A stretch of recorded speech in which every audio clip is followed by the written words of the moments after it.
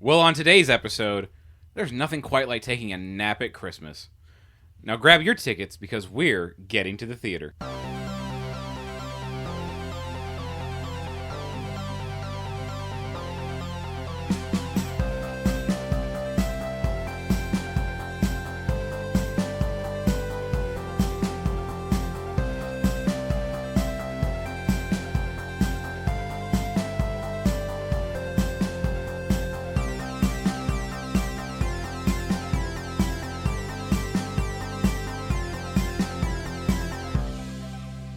Hello, everybody. Welcome to Getting to the Theater. I'm Adam. I'm Erica. I'm Etta. I'm Jeremy. And this is our first episode of what we're calling Christmas Classics Rewind. Merry Christmas, y'all!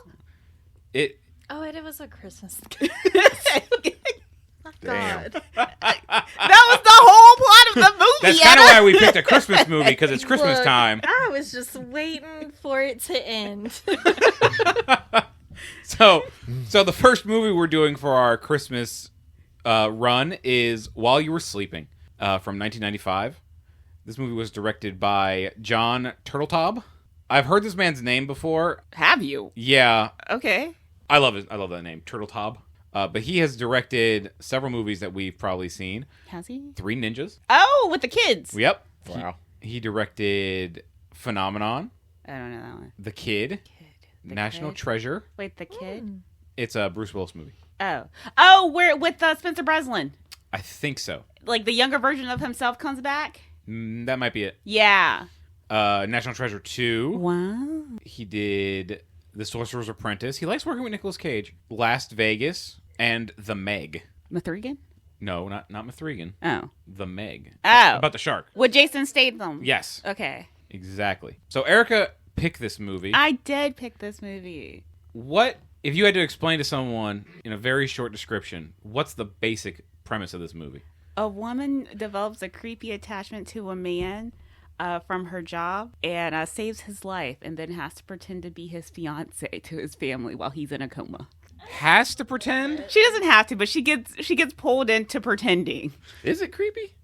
It was a crush. I mean, Granted, homegirl's just- She went a little overboard. Speaking of it A being little creepy, overboard. Look, she's basically just fantasizing at work. All right, people be doing that all the time. All Now, the if she time. was stalking him, she also did not know his name. If she'd learned his name and was stalking him, then it would have been creepy. I mean, to be fair, before they ever actually met, the only thing she'd ever said to him was, uh-huh.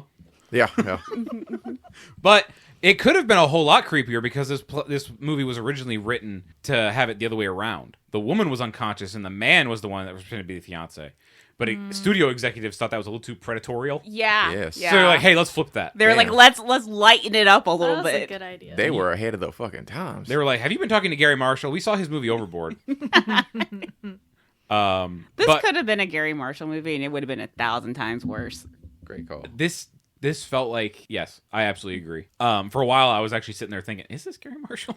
But this movie actually stars Sandra Bullock as our character Lucy, who we follow throughout the film, as she gets into some wild-ass fucking hijinks from not speaking up. And her fake fiance, that he doesn't even know he's her fake fiance, is Peter Gallagher. This was the first movie I saw with Peter Gallagher where he wasn't playing a Jew. And I was like, oh. He doesn't celebrate Christmas. Yeah, I was like, He celebrates Hanukkah. this Wait, is that's very that- confusing. That's the actor's name? Yes, the actual Yeah. actor who plays Peter is named Peter Gallagher. Wow. I always called him Eyebrows. Yeah. Those things are intense. They are. And the third player in this little love triangle, that's barely a triangle, is Jack, played by Bill Pullman. Who I often get mixed up with Bill Paxton. I get those names wrong sometimes, too. I gotta sit there and go, wait, no, he's dead. Yeah. That one's alive. I'm like, Bill Pullman, president? Mm-hmm. President for Independence Day. Oh, yeah, I can see how you get that mixed. Pullman, Paxton. Yeah. I've White. done it both in Alien franchises in some form. Yeah. Sadly, for one, though, it is game over, man. Aw, R.I.P. R.I.P. So our movie takes place in Chicago, and Lucy works for the is it the Transit Authority? Yeah, the Chicago Transit Transit Authority, yeah. And it opens with a little narration of her talking about her dad and how he always took her to do fun things, like when their car would work, they would go out of town, but they would only just like go to the next state over. Yeah, they would go to like the exotic places like Milwaukee. Yeah. And she loved her dad very much. He was a good dad. Wait, can we talk about how it opens up with the Parent Trap song? Oh, it did open up with that Parent Trap song. Yeah. I was like, it opened and I was like, this is that song from Parent Trap. This like, will be. Yeah. Or eHarmony. Oh my God, that is the eHarmony song. Wow. Yep.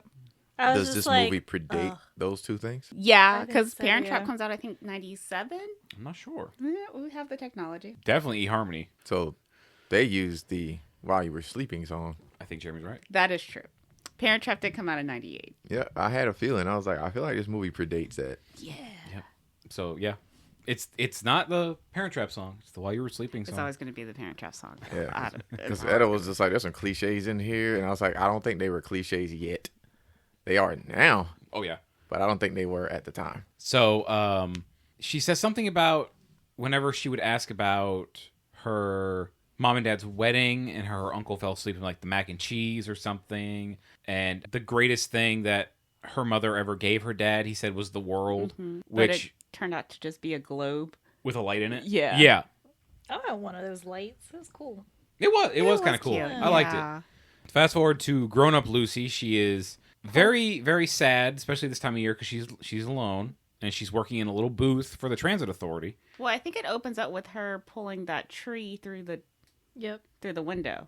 Does that not happen until later? No, it's I think how we meet her. No, because she sees Peter first and she talks about Peter a little bit because she mentions that she thinks he's beautiful and she wants to marry him someday, but she's never spoken to him. And we see him running along the train platform. Oh, I thought it jumped. I was with you at the tree, and then she meets her boss, and the boss like, "You need to work Christmas," and then it goes to her working. Yeah. No. After she okay. sees, because she describes Peter as Prince Charming, I gotcha. Okay. and then it goes to her lifting that tree Gotcha. in her apartment, Okay. and she's like hoisting the tree up by a rope, and she says something about a different kind of tree was lighter, and she should have gone with that. Yeah. She The drops blue spruce. Yeah. And she drops the tree and it breaks her super's window. This guy has the most Chicago accent I've ever heard in my life. Yeah. Lucy, how am I going to pay for this? Which is insane because his son has the most New York Italian accent. Literally. Joe Jr. Joe Jr. But let's circle back to Lucy's job with the CTA. They got to pay well. She got a whole apartment by herself It's In Chicago? in Chicago. 1995 time. She also works literally every holiday. Oh, that's true. So she's getting that holiday She's pay. getting holiday overtime. Yep. Like crazy. Because after we meet her boss, Jerry, right after the scene, he's saying, he's like, starts this off as like, "Oh, I'm giving you employee of the month." Mm-hmm. You know, she never misses work. She never calls out. She works every holiday. Like, you know, tomorrow's Christmas and Julie called out and she never misses a holiday. And she's like, "Really, Jerry? You couldn't just ask me to work?" As she's picking off onions from the hot dog Oh, guy. yeah. Because we see in like the opening montage of the movie, the hot dog cart, he's making a Chicago dog. There's no ketchup on that dog. No ketchup. No ketchup. Yeah, she said regular way, and he always fucks it up. Yeah. Every time. Because all she wants is mustard, nothing else. Yeah. But he always puts onions on it. Mm-hmm. And then gets a Compton attitude where she's like, just mustard. Mm-hmm. Jerry, by the way, played by Jason Bernard. And Do we know him? Not really. Is he still alive? Mr. Jason Bernard is not alive. He actually died the year after this movie came out. 9/11? 96. COVID. Jesus. You're the worst. His last film was Liar Liar. Really? With Jim Carrey? Yeah. Wow. So R.I.P. yeah, the super also tells her, you know, Joe Jr. is still single, and she goes, "I'm shocked." Completely shocked. Could not imagine that. No. As he's like bending down with his butt crack out. Yeah, he got this tiny little T-shirt on. Yeah. That barely meets his pants waistline. Like, I like the crop top. Oh, no. Just on Joe Jr.? What are we doing? That was definitely not a crop top. That was supposed to be a full T-shirt. That was exactly. Oh. He was shopping at Baby Gap. Yeah. That or that's an old T-shirt, which, Time to throw it away. yeah, kudos for still having the T-shirt, but it's time to go. Yeah, he was funny though because he was like, "Hey, Pop, I want to give my probation officer that bottle of booze on the shelf," and he's like, "Can't you see we got company?" Joe Jr., top 3 character. I love Joe Jr. He grew on me a little bit on my second watch. Yeah. The super also has a line here about he's filling out that insurance form for the window. He goes, How am I going to explain this? I'm still fighting him over the thing about Joe Jr. barbecuing on the stairwell. Kid's a fucking menace. Didn't I he say say- kid, he's a grown-ass man. Did he say something about the something was good? She should have had some. She's like, yeah, I missed that. And he's like, sausages were good. Yeah. Sausage. Sausage. Sausages. Delicious sausage. Barbecuing and grilling in the stairwell. Grilling in the stairwell. I think he actually says the word barbecuing, too, which makes me wonder, was he like barbecuing or what they call a barbecue? Which He was is just using a grill. which is insane when you eventually see the stairwell. How is this man barbecuing in that stairwell? Skillfully. He was taking up the whole thing. Yeah. Yeah, a lot of wood and drywall on that stairwell. Not a lot of windows. But Lucy goes to work on Christmas Day. Who would pop up but Mr. Prince Charming? That's right. And he goes, "Merry Christmas," and she goes, "Uh-huh." And then when he walks away, she's like, "Why did you say that? You could have said I love you." Right? I'm gonna marry you. Yeah. Yeah, you could have said any of those creepy things. Anything other than uh-huh. And we see him across the platform. It looks like he's getting mugged. Yeah, but like by the worst muggers in the world. Kids. Yeah. I'm looking at him, I'm like, these, like, you can fight them. They're not scary. No. Peter don't fight. No. Peter lets his lawyer fight. Mm-hmm. He is a lawyer. He is a lawyer. You're right. He did go to law school. Yeah. Lawyers don't fight with their fists. No. Except for Daredevil. Hey. Yeah. Oh my God, what he does to people anyway. He's He making sure he dismantles has people. a case. A briefcase. They have a case as well on their arms and legs. Brutality. But they push Peter down onto the track, and Lucy sees it, and she runs over. Mister, there's a train coming. It's the express line. It's real fast. But like she's gently patting him. I'm like, girl, you gotta slap him awake. But she can't get him to wake up, so she's like, all right, what do I do? We're just gonna roll out of the way of this train, and they roll under the platform, and Peter comes to for a split second, looks at her, passes right back out. And when they go to the hospital, Lucy sees him come in, and the nurse is like, well, ma'am, who are you here to see? I don't know his name. It's him, that guy over there on the gurney. And the nurse has the correct reaction of, you don't know his name, you can't get in. Mm-hmm. That's fair. There's that one little whiny doctor Oh my God. in the white coat. Yeah. If you're not family, Yeah, he's you like, no can't be in here. You got to go over there. That's right. And Lucy's standing there watching them take Peter away, and she's talking to herself. She goes, I was going to marry him. And this nosy nurse overhears that. Fucked it all up. Ruined. Starts an avalanche of fuckery in this movie. She did the right thing. But This is what nurses do on their job. They don't be working. They just be looking, Interfering in Yeah. people's lives. they just be looking for the tea. They ain't working. Also, grabbed onto that, but I don't know his name, but I'm gonna marry him. Like, you don't know your fiance's name, right? Well, I don't think the nurse heard that part. Yeah, I don't think she because she heard was talking the to a first different person Oh, that's right. behind the With counter. the whiny doctor, right? No, he was at the door I gotcha. across the room. The nurse was just kind of off to the side, not minding her business. And She was minding her business like I mind my business. so you not. Not at all. Yes, I mind everybody's business. Just if I overhear some lady talking about I was gonna marry that guy, I'm just like, Must be Yep. engaged. But she takes Lucy up to Peter's room. He's in a coma. And the nurse is standing outside the room, and a cop walks up. And, hey, isn't that the lady who saved the guy on the train platform? And she says, gets better than that. She's his fiance. Yep. And then there's this little funny thing where the cop walks in and goes, ma'am, I have some questions for you when you have a minute. And then the doctor walks in and he goes, excuse me, officer. Ma'am, I have some questions for you real quick. And that doctor is played by... Renowned character actor. Not renowned. Shut up. Okay. The older doctor. Yeah. Yeah. Dr. Rubin. That's Dick Cusack, father of John and Joan Cusack. I did know that. You told me that last night. Yeah.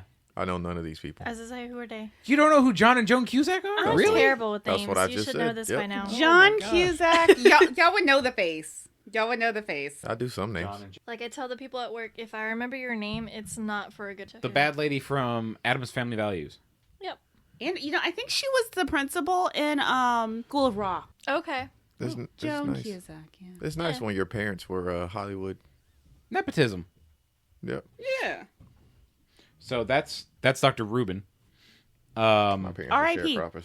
Yeah, he died. He died Fuck out. a while ago. What'd you say? I said my parents were sharecroppers, so Honest living. That's why I'm in an agricultural state. Are you 100 years old? Yes. Okay. He is a a vampire. vampire. Oh my God. And y'all already let me in here, so it's too late now. I ate garlic this morning. That ain't no haint. Oh, God. These are Haints, the vampires. So at this moment of the cop being in the room, Dr. Rubens being in the room, Lucy being in the room, very, very, about to become very confused. Yes.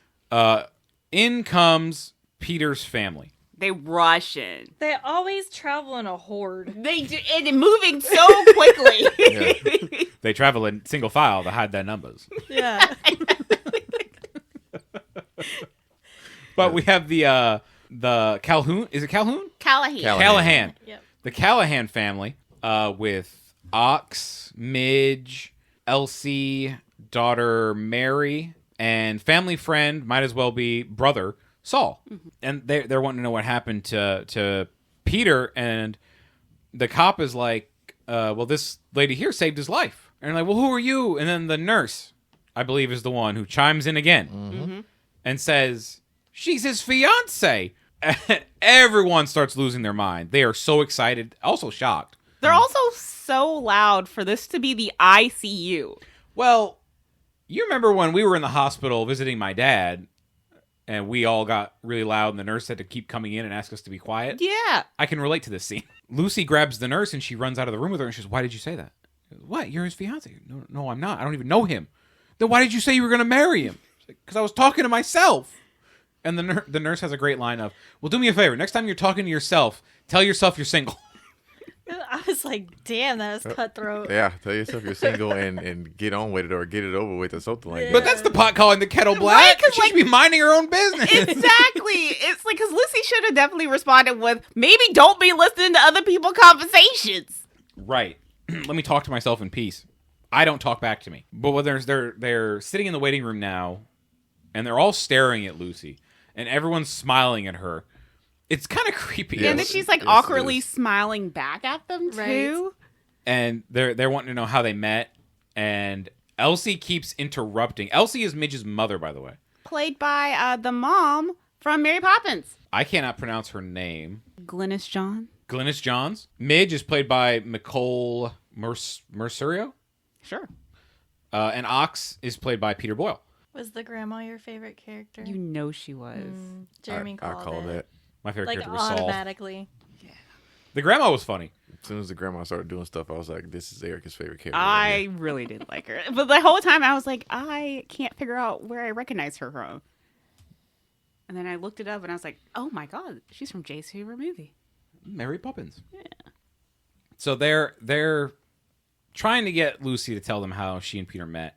And Elsie keeps interrupting her, and Saul's like, let her tell the story. She is telling the story. I bet you loved his smile, right?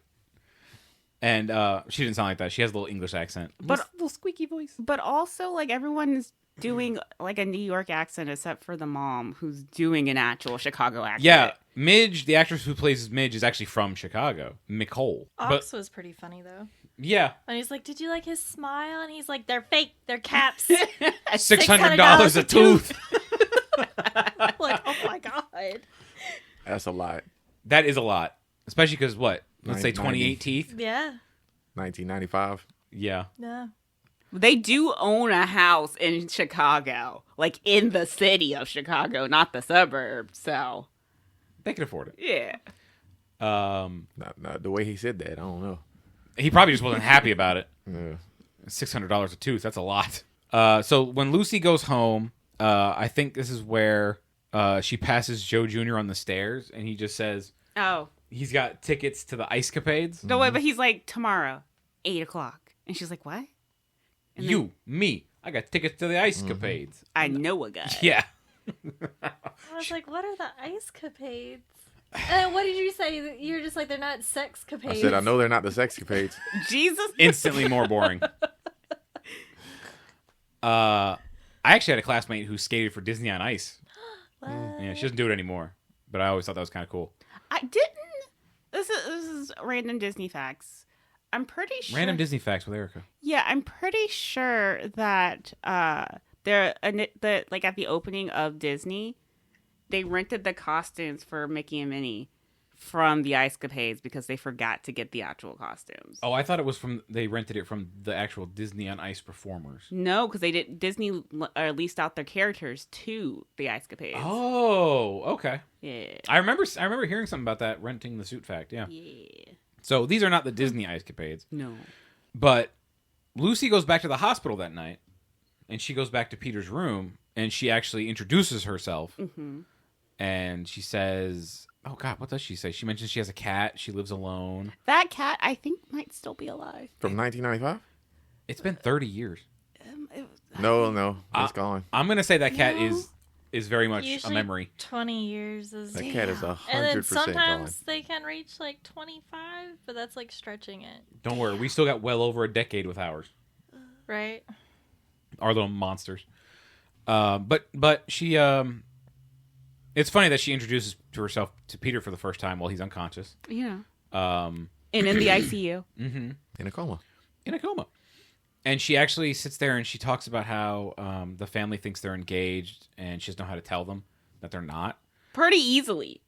Yeah. Also, the cat is always has the remote. Mm-hmm. She has to fight the cat for the remote. But we see Saul is standing right outside, and Saul overhears all of this. And we fade to the next morning where Lucy has fallen asleep at Peter's bedside, and she wakes up with bedhead, which you don't see a lot in movies. Usually people, they wake up and their hair is perfect.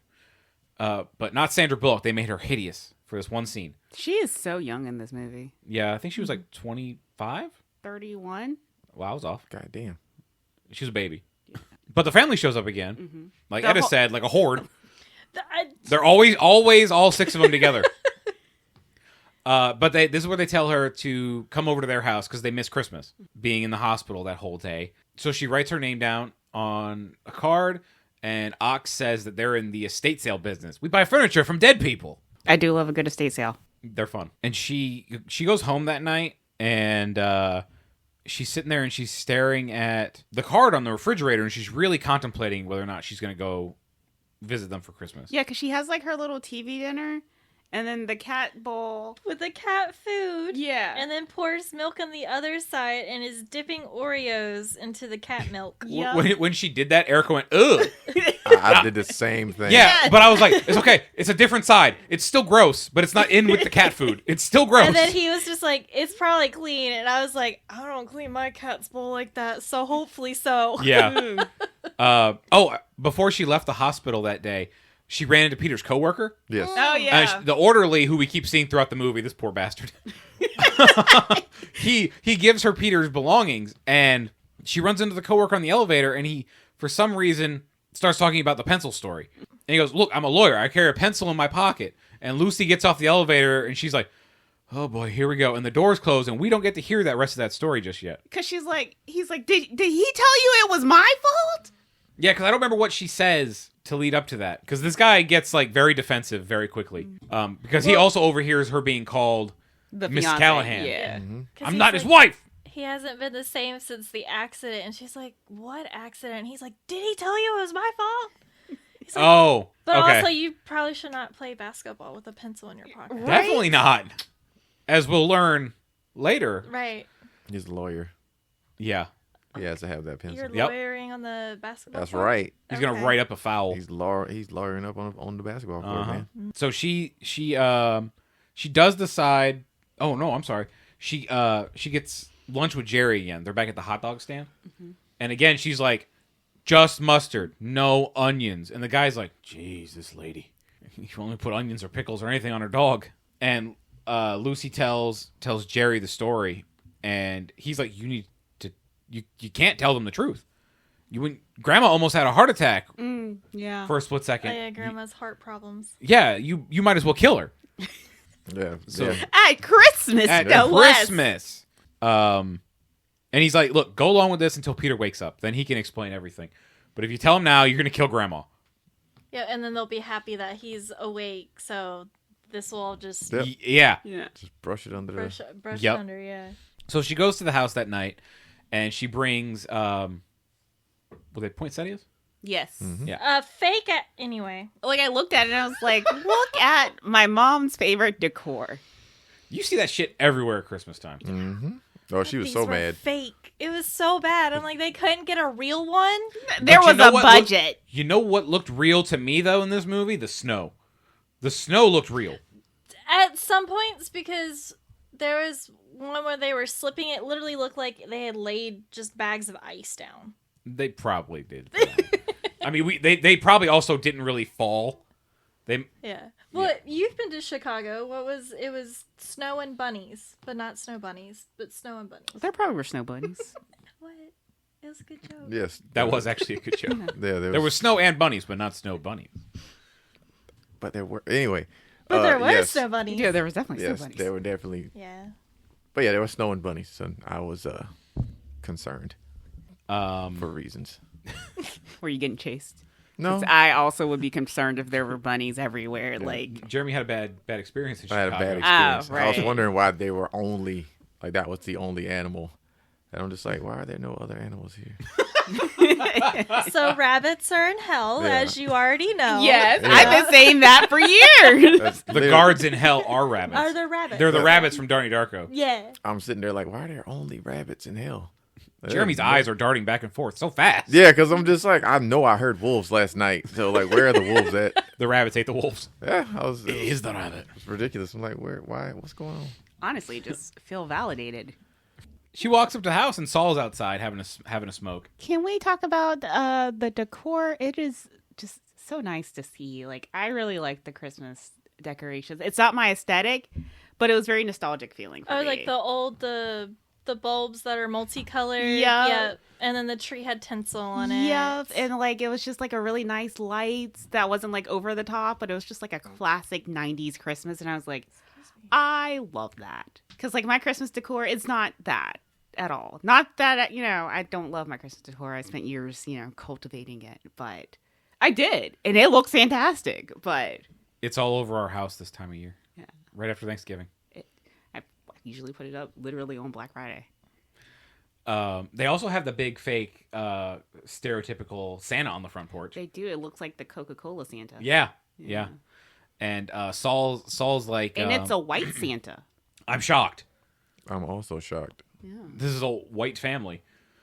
I'm sorry, my mom didn't have a white Santa in the house. We don't get a non-white character until The orderly? no, he doesn't even get a name. That's true. Her booth mate, Celeste. Oh, Jerry's not white. Oh, Boss. Jerry. I was just like, her boss is okay. Cutting all that out. Yeah. Yeah.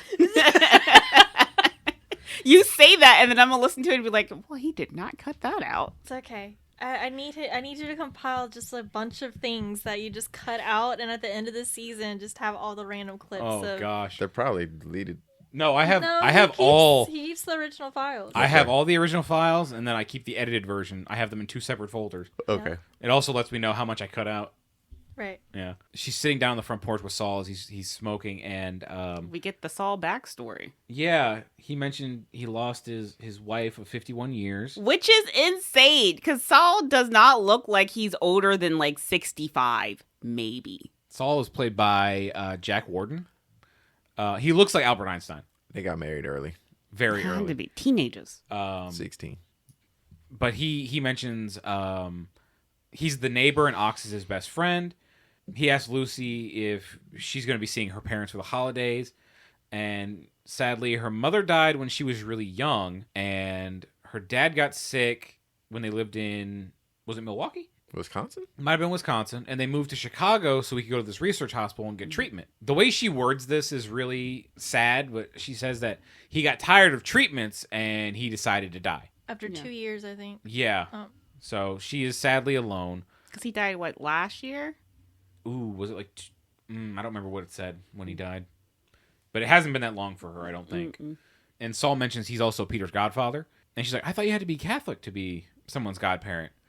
And he's like, well, Ox donated like 50 chairs to the church. So the father kind of smoothed it over and let it happen. Which I learned that for Catholics, if you want to be or want someone to be the godparent, as long as one of the godparents is Catholic, it doesn't matter about the other one. Okay. Yeah. I didn't know godfathers and godmothers were specifically associated. Because I have a godmother, and a godfather, and neither one of them are Catholic, and nobody in my family's Catholic. It was just something that people just started doing. Okay. You know, they're just like, I'm gonna just borrow this thing from this other culture or / religion. Yeah, I wonder if it is called godmother or godparent. Yeah, like it definitely came from somewhere. Right. I mean, maybe that's just how the Catholics do it. Yeah. It could be. But I just read that little fact because I didn't know how that worked either. Right. I didn't know anything about it because I don't have godparents. Because Jerry and I looked at each other and I'm like, well, I'm Methodist and you're Baptist, so Because we're I have messing this all up. Yeah. I have 3. And I was raised very loosely Christian, nothing in particular. Right. No, I have 3. My uncle Sammy's one, godparents? and then there's two godmothers. Oh. Yeah.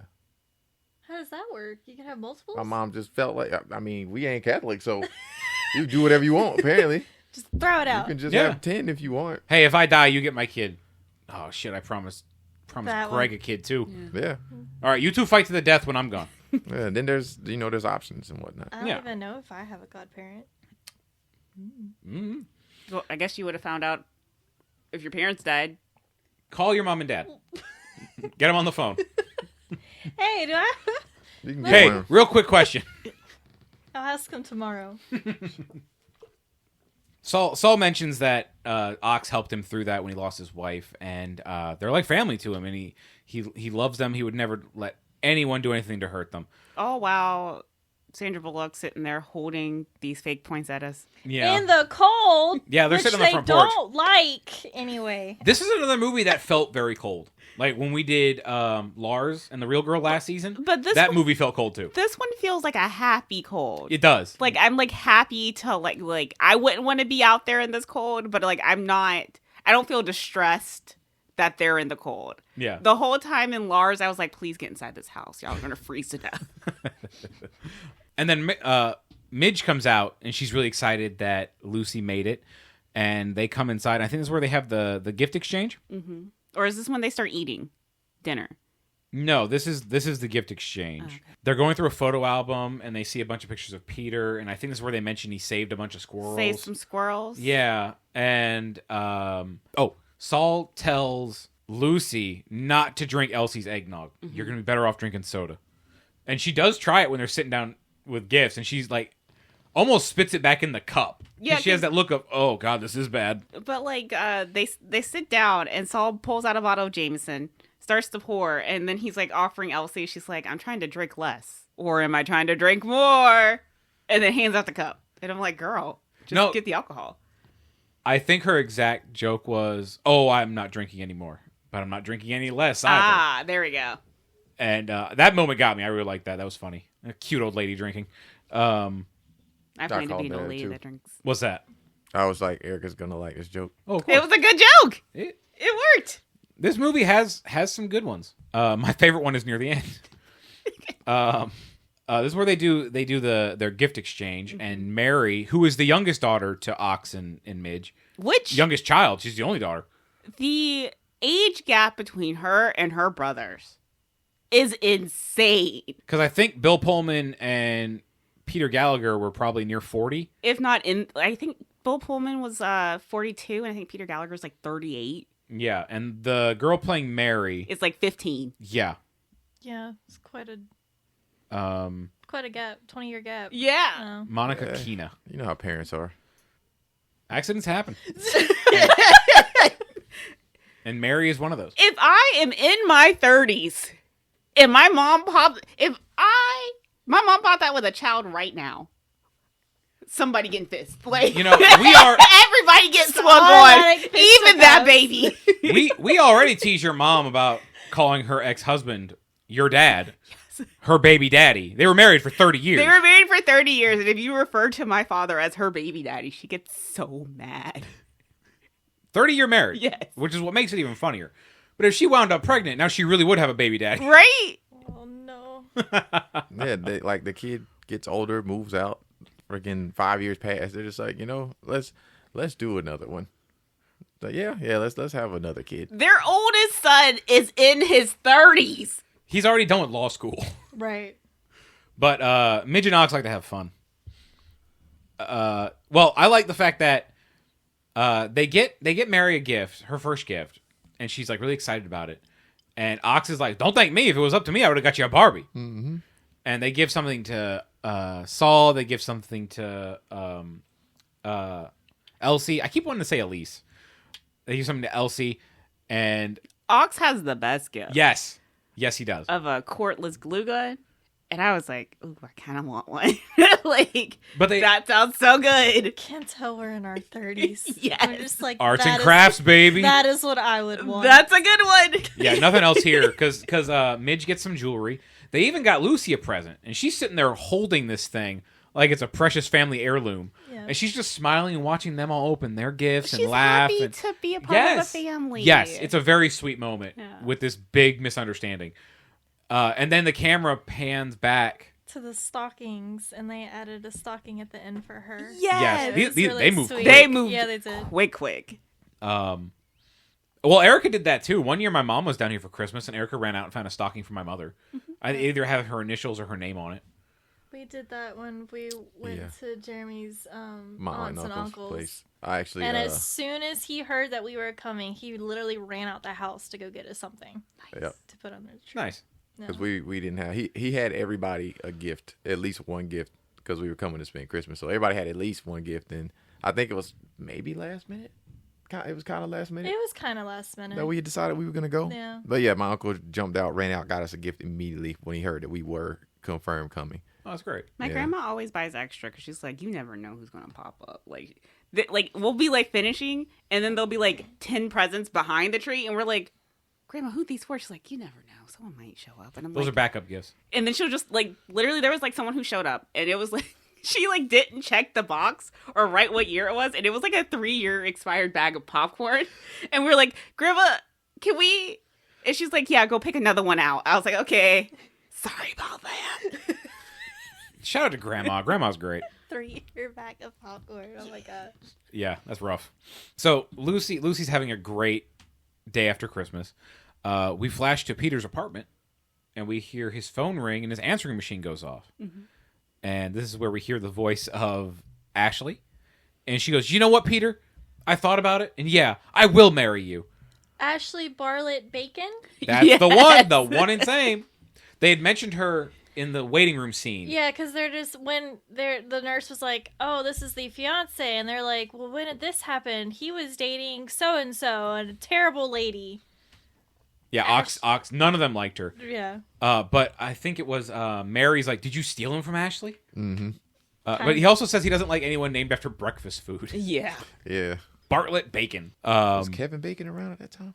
Absolutely. Yeah. Kevin Bacon's first movie, I believe, was Friday the 13th in 1980. Was it not? Was it not Animal House? Oh, that was in the 70s, so it might have been Yep. Animal House. Okay, I think so- you're right. So he didn't like Kevin Bacon. That's right.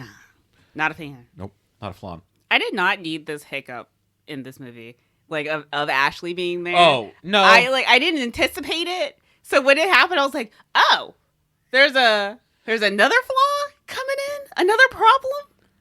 One Oh, more they- wrinkle. They just Yeah. kept adding up. It I think I just said that. I was kept like- going on. I was like, and oh, it's on. just gonna keep getting worse. I can't wait till we actually get to the point where we meet Ashley, because the way Erica described her, I think you're going to find really fucking I funny. can't wait. It was spot on. I want her cat, though. Yes, with the ugly smooshed face. Yeah. That cat was so fucking ugly. So ugly. That was my note. Ugly cat. It looks like it ran right into a wall. It did. It did. It looked disheveled. I did see it though, and my first thought I was like, Etta's gonna like this one. I liked Lucy's cat, too. Yeah. Calico, the fluffy calico. Yeah, I think that one had blue eyes too. Have you ever seen a cat that you didn't like? That's a great question. That's The smile spreading across Etta's face right now. It was my favorite cat memory of Etta. Oh. We're moving a friend in, right? And she's like, there's a cat outside, don't go near it, right? And like we're all helping moving the boxes in, and we're like, man, no one's seen Etta for a while. And I like look out the kitchen window, and there's Etta crouching through the thing trying to look for the cat. And we're like, girl. We're not much better because we found 2 black cats outside of our Japanese food restaurant near our house, and Erica picked one up one night and Threw tried it to bring it under my home. arm. And then I came home from work one night and found a black and white cat in our driveway. Erica brought me out a can of food, And I named that cat Charles. And I see him periodically in our neighborhood. I like, remember "Is it you Charles?" texting me drunk, like, I tried to get the black cat. Yeah, I just like threw it in the thing. I'm walking the thing. It just let her do it, too. Yeah. I said, From Tsunami. yeah. Yep. Yep. We saw that same freaking cat. There used to be two the of big them. male cat, yeah. Yeah. Haven't Was seen it him in like a while. sitting by the door? Yep. Yeah. Yep. They want to go home with somebody. No, they want to sit They by the want door of that food. Asian restaurant and eat. They're going to wait for someone to open that door a little too long and go in there Yeah, and steal some fish. They are home. You kidnapped them. I live here. Yeah, would've it's like, whoa, loved whoa. it. Do you know what I eat here? I'm not leaving. That dumpster's free. Yeah. That male cat had he was thick. Oh my God, he was heavy. Just, whoa, whoa, Oh, whoa. thickums. I live here. I'm being abducted. And he did not fight me either. I was just like, whoop, let's go. Let her do it. Speaking of letting people do it, Jack comes on in, and Mary is adamant to not let him eat her cereal. Yeah. He comes in and there's like a split moment where I'm like, this is very reminiscent of that Folger commercial. We're the brother and sister. Yeah. Yeah. It's a really weird commercial. This brother and sister in this commercial are a little too close. You're my present now. It's very uncomfortable. And it's a legitimate Folgers commercial. Well, Jack comes in, played by Mr. Bill Pullman, and he's wondering, who's this person sleeping on our couch? Why is she sleeping on the couch? Where else would she sleep? At This her house? This house is pretty fucking big. But also, she could have gone home. Just gone home. Unless she was too lit on the Eggnog? eggnog. Maybe there was too much egg in the eggnog. She has to keep running to the bathroom. I can't be 2 feet from a toilet. So when she went and sipped it, it just tasted like egg. I think it just had a lot of alcohol in it. Is what she they were got fucking inferring. wasted. Yeah. Yeah, Elsie got everyone drunk. Because remember, we had that eggnog. Oh God. We didn't make it. Somebody else made it, but we had it, and it was just like, yeah, there's too much egg in here, There buddy. was a lot of egg. Ugh, I didn't know eggnog was made with actual eggs. Yeah. Yes. Whenever I hear eggnog, I always think of Cousin It Eddie was from Christmas what, Vacation. egg and milk. Yeah, because you And can vanilla. you can make eggnog, but I highly recommend that you just go buy it. Yeah, the process was he took like an hour Just go buy it. because you have to like boil everything together and then you have to sift it. Unless you consider yourself a chef of some sort. And then you have to I don't like eggnog. And even if you consider yourself Well- a chef, still just go Well, buy we it. won't be making eggnog. Yeah, Yeah, but I yeah, don't like eggnog. I've only ever had the pre-made stuff, I'm pretty sure. Which Never is been fine. a fan. especially in our current climate, Yeah. buying eggs and wasting them in eggnog. Just feels. Don't do it. Just go buy the eggnog if you like eggnog. Yo, or if you're what- like me, go buy a milkshake. What if the time this movie comes out or this episode comes out, eggs are like back down to like $2? That'd be a dream. That would be a Christmas miracle. Christmas miracle. Christmas miracle. Or your mother could just have chickens and give you eggs. Not her mother, No, my mother. but my mother, yeah. I was speaking generally. Oh, Oh, okay. sorry. I figured y'all knew. We were on the same page. Yeah. I was Obviously. like, oh no. I was like, my mother? Her raised chickens? Chickens. Unheard of. Well, Jack is Well, Elsie was just like, oh yeah, that's the fiance. And he's like, that's not his fiance. Didn't he say that? Mm-hmm. no, that happens later because right here it's Lucy sleeping on the couch. Jack comes in, talks to Mary. They go upstairs. They have the cereal, don't eat all my cereal comment. And then the next Because morning, It Yeah, I think sounded he like- does. He does comment about her being on the couch. yeah. Yeah. I Yeah, think she 'cause does tell him like that's that's Peter's fiance. He's just like, no, it's not. Okay. And then she's like, yeah, it is. And then he's like, I think I will be spending the night. Mm-hmm. But I thought it was funny when she's trying to leave the next day. She gets up, she's being real quiet, she's putting the stuff away, and she goes to the front door. And for some reason, Jack is sitting on the stairs with a cup of coffee and the newspaper. Mm-hmm. The most uncomfortable possible spot to drink your coffee. Well, he couldn't sit on the couch because Lucy was asleep there. There's a whole dining room table. I think he was waiting for her to leave. Yeah, he's waiting. He's waiting to catch her at Yeah. the door. Yeah, So he had- was perched up the last place you would expect to find a person sitting. while drinking their coffee. Mm-hmm. And he says, "It's nice to meet you. Welcome to the family." And she dips out of there because her cab is there Mm-hmm. How'd she call the cab? with a phone. Did she have a cell phone? No, house phone. Oh. Yeah, they have those things called house phones. They're tied to your house. Those things that we grew up with that Right, don't right, exist right, anymore. right. Remember how in our last episode, Jorge Oh, was constantly on the phone? on that phone? Yeah. Those are called house phones. Right, gotcha. I haven't seen one in a very long time. Very long time. Well, except at my grandma's, but yeah. The Callahans go to church after that, and Ox is asking Jack if he got.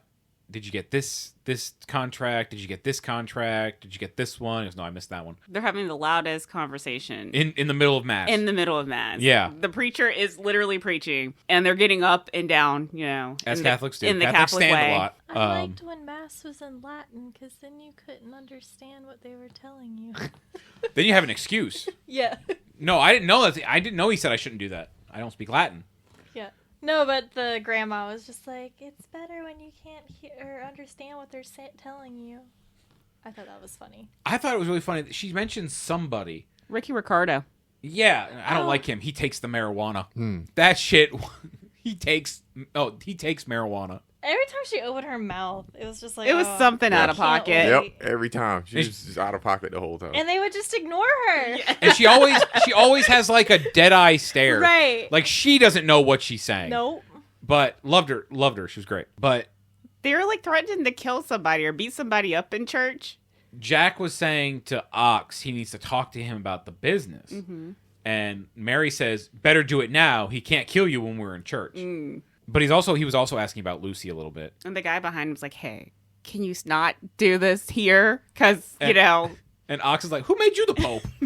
speaking of, we got a Chicagoan Pope apt. Oh, yeah, Pope Leo. He's from Chicago. Everyone gets free hot dogs on Sunday. No ketchup. I'm sorry, everybody. I love doing that accent. Onion and pickle. That's right. And relish. Julius Pepperwood. I'm from Chicago.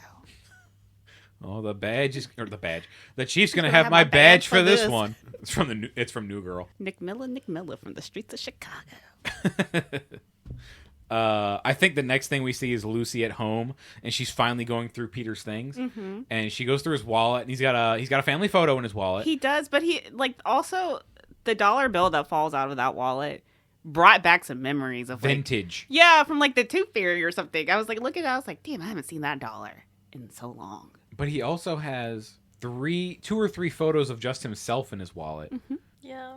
It was a little weird. Yeah. I think the same, like he would be the type of person that also has his picture as his phone background. Oh, absolutely. Like that's just the same thing, the same vibe. Yeah. 100%. You know, that was weird. I didn't even think about that. Yeah, it was all At the pictures time. of, well, not all pictures of him, but a lot of them. He had one of his family, and the rest were him. Yeah. And then in a minute, when we go to his apartment, we see he's got more pictures of himself around his apartment. Yeah, because she's like shaking out the bag, and a bag of Purina with their original logo falls out. Not a bag, a can. Yeah, because it's in a brown paper bag. Yeah. Yep. And she's like, why is there a can of cat food? A can of cat food? And then she a runs cat. off. And I was like, why did she run? And then I was like, oh. I didn't figure it out until she got there and started Yeah. calling for the cat. Yeah, Erica figured it out when we were watching it. And I was like, why is there a can of tuna? And Erica's like, I think it's Purina. Yeah, I said, Yeah. I was like, is this Purina? And I was like, oh. Going back to the photo of himself in his apartment, I wanted to say that maybe the fiance put that photo up, but then that wouldn't explain why he has photos of himself in his wallet. So Right. It's the same type of person that have their picture as their phone background. But also, as Right. we meet Ashley Bartlett Bacon later, she's not the kind of person that would put photos of someone else up. you're right. In their apartment? She would put photos of herself up. Yeah. But when Lucy is leaving, she sees Joe Jr. working on a car. He's got like a manual and a hammer. And Adam's like, what is he doing with that hammer? yeah, I'm like, what do you have a hammer under the hood? It's the best tool. And she's like trying not to let him see her. And as she's leaving, Jack shows up to the apartment. And Jack is like, hey, do you know the woman who lives in 21C or whatever her floor is? I think it's 201. Could be 201. And But also, how did they find out where she lived? I thought she wrote it on the she wrote on the card. yeah Oh, okay. because they're like write yours and we'll The morning she woke up from sleeping in Peter's hotel room. She wrote her address down for Ox. That's I Yeah. thought she was writing down her phone number. I remember She did write her phone number as well. specifically because I was like, he was like, hey, let me get your number. And I'm like thinking, oh, she's going to pull out a cell phone. And then I'm like, oh, no, it's 95. No, honey, this is Yeah. and this was probably filmed in '94. Yeah. So like my brain was like, cell phone, right. Yeah. And then like she started writing. And I was like, right. 95. Not to say there weren't cell phones, but they were the size of a car battery. Yep. As we learned from Lethal Weapon. My Danny co- Glover had one. That was the 80s. My coworker was telling me about a car or a car bag, and I was like, "What the hell is a car bag?" And she's like, "It's phone in a bag," and I'm like, "Was it a weapon?" It Yes. could be. It's 90% battery. Oh my god, My dad bought one at a garage sale one time just for fun in the early 2000s. that sounds like something you would do, though. Wow. You don't got to call me out like that. Damn. I'm getting a divorce.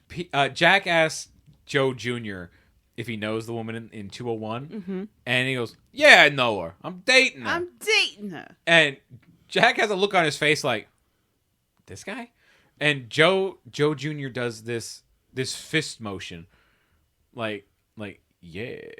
It's so bad. Joe Jr.'s like, he's a stereotype, but it's such a bad stereotype where it's not a stereotype any longer. It doesn't fit the Chicago Yeah. stereotype that I have in my mind.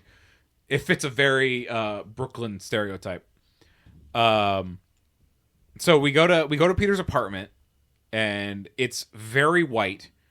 All the furniture is black leather, and I wrote down in my notes, why so many stools? Because there's like 6 around the bar counter, and there's 2 over by a window and a table. Maybe he likes to entertain. For the cat. There's so many stools. That's not his. It's not his cat. She No. doesn't But also know that you- yet. You have a cat in an apartment full of leather. Goodbye. Yeah. It's a good cat. Or they got that cat declawed. Aww. Or they're sick. Then it's gonna bite you. Don't declaw your cats. Please don't. They start biting, and it's bad for the cat. Yeah, they didn't know at the time. Probably how inhumane. It's mean. Yeah. It's mean.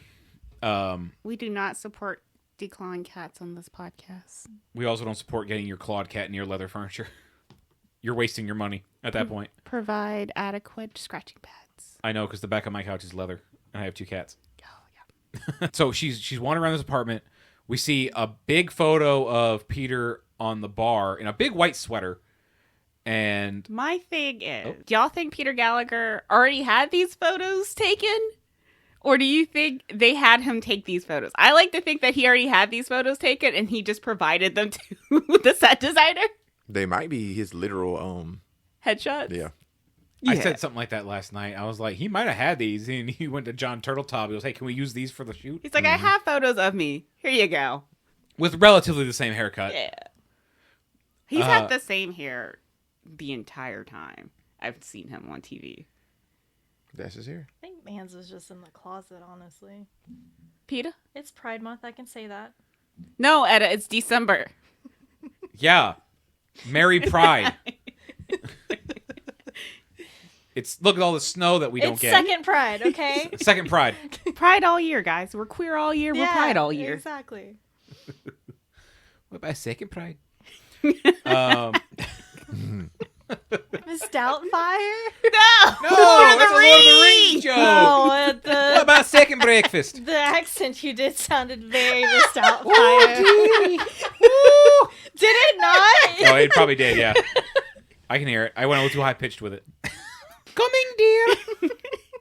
So she's looking for this cat, and Jack comes in very, very sneakily, and he goes behind the kitchen door. It's one of those swinging doors. Yep. Saloon door. Yes. Okay. And Lucy's looking for the cat, and she pushes the door and smacks Jack right in the face, and runs to the freezer to get it some ice. And the freezer is packed with Baskin-Robbins ice cream. With as much as Baskin Robbins that we see in this movie, I wonder how much they paid There for was it. a lot of Dunkin' Yep. Donuts, Yep. Product placement. Baskin Robbins. Because there was Duncan in the booth with her the day she saw Peter fall in the tracks. Mm-hmm. Yep. And then Walmart was mentioned. I don't remember that one. Yeah. It was when the youngest daughter got earrings, and they're like, "We'll take you to Walmart to get your ears pierced." Oh, I missed that. Yeah, and I was like, Walmart. Are people piercing their ears Walmart. at Walmart? Apparently, 95. in Yeah, 90s. over in the jewelry section. Yeah, they probably have. I don't think they do it anymore. Oh. They probably realized it was kind of unsanitary. Oh, you never knew about it? I think I got my ear pierced when I was a baby at like Claire's. A big one is the mall. I always think of. Mm-hmm. I'm going to get my ears pierced at the mall. Yeah, I got mine done at the pediatrician. yeah, In my hometown, that was like the thing you could do. You just go to Walmart and get your ears pierced. I remember that from when I was a kid. I don't know. All my cousins would be like, "Yeah, I'm about to go get my ears pierced at Walmart," and then blah blah blah, whatever. I'm just like, oh. Yeah, no, my ears been pierced since I was 3 months old. They do. They have piercing shops now. Well, yeah. Yeah, a lot Yeah. of people go to the Yeah. tattoo parlors to get it done. Yeah, Yeah. because you know they're gonna be clean. Mm-hmm. Hopefully. Ideally, if any place should be sterile, it should be a tattoo shop. It should be. It's like it's the one place, honestly, I trust to get a piercing done. Yeah. Right. So we have our freezer full of Baskin Robbins. What flavor was it? Out of curiosity. That I didn't notice. I I was couldn't- too busy staring at just the logo. Well, I know he eventually eats fudge mint. I was just wondering. That was funny. Yeah. Because he says something about it's peanut butter caramel, It and was probably that. and Jack is like, "That's great because it's fudge mint you're eating," and he's like, "Whatever. I have a change on life." He's like, I'm alive and awake. Yeah. Jack starts to become suspicious of Lucy right here because Because he's like, what are you doing Yeah, here? he's like, Peter why doesn't are have you a cat. in here? Yeah. and How did you get in? she has a key, Yeah. but then this ugly cat comes around the corner. It's adorable. It's this cat's fucking hideous. I love it. Don't get me wrong. But she picks it up. She goes, "Look, a cat. Hello, kitty, Fluffy." Reading his tag. Yep. And then she sets him on the counter and eating. And the phone rings. And Jack's like, "You gonna get that?" He goes, "No, I'll let the machine get it." And Jack walks over and picks it up. It's for you. And Lucy walks over and she's like, "Uh-huh. Okay. All right. Thank you. Bye." And it was the hospital. They're asking for friends and family to donate blood. To him? Did he need a blood transfusion?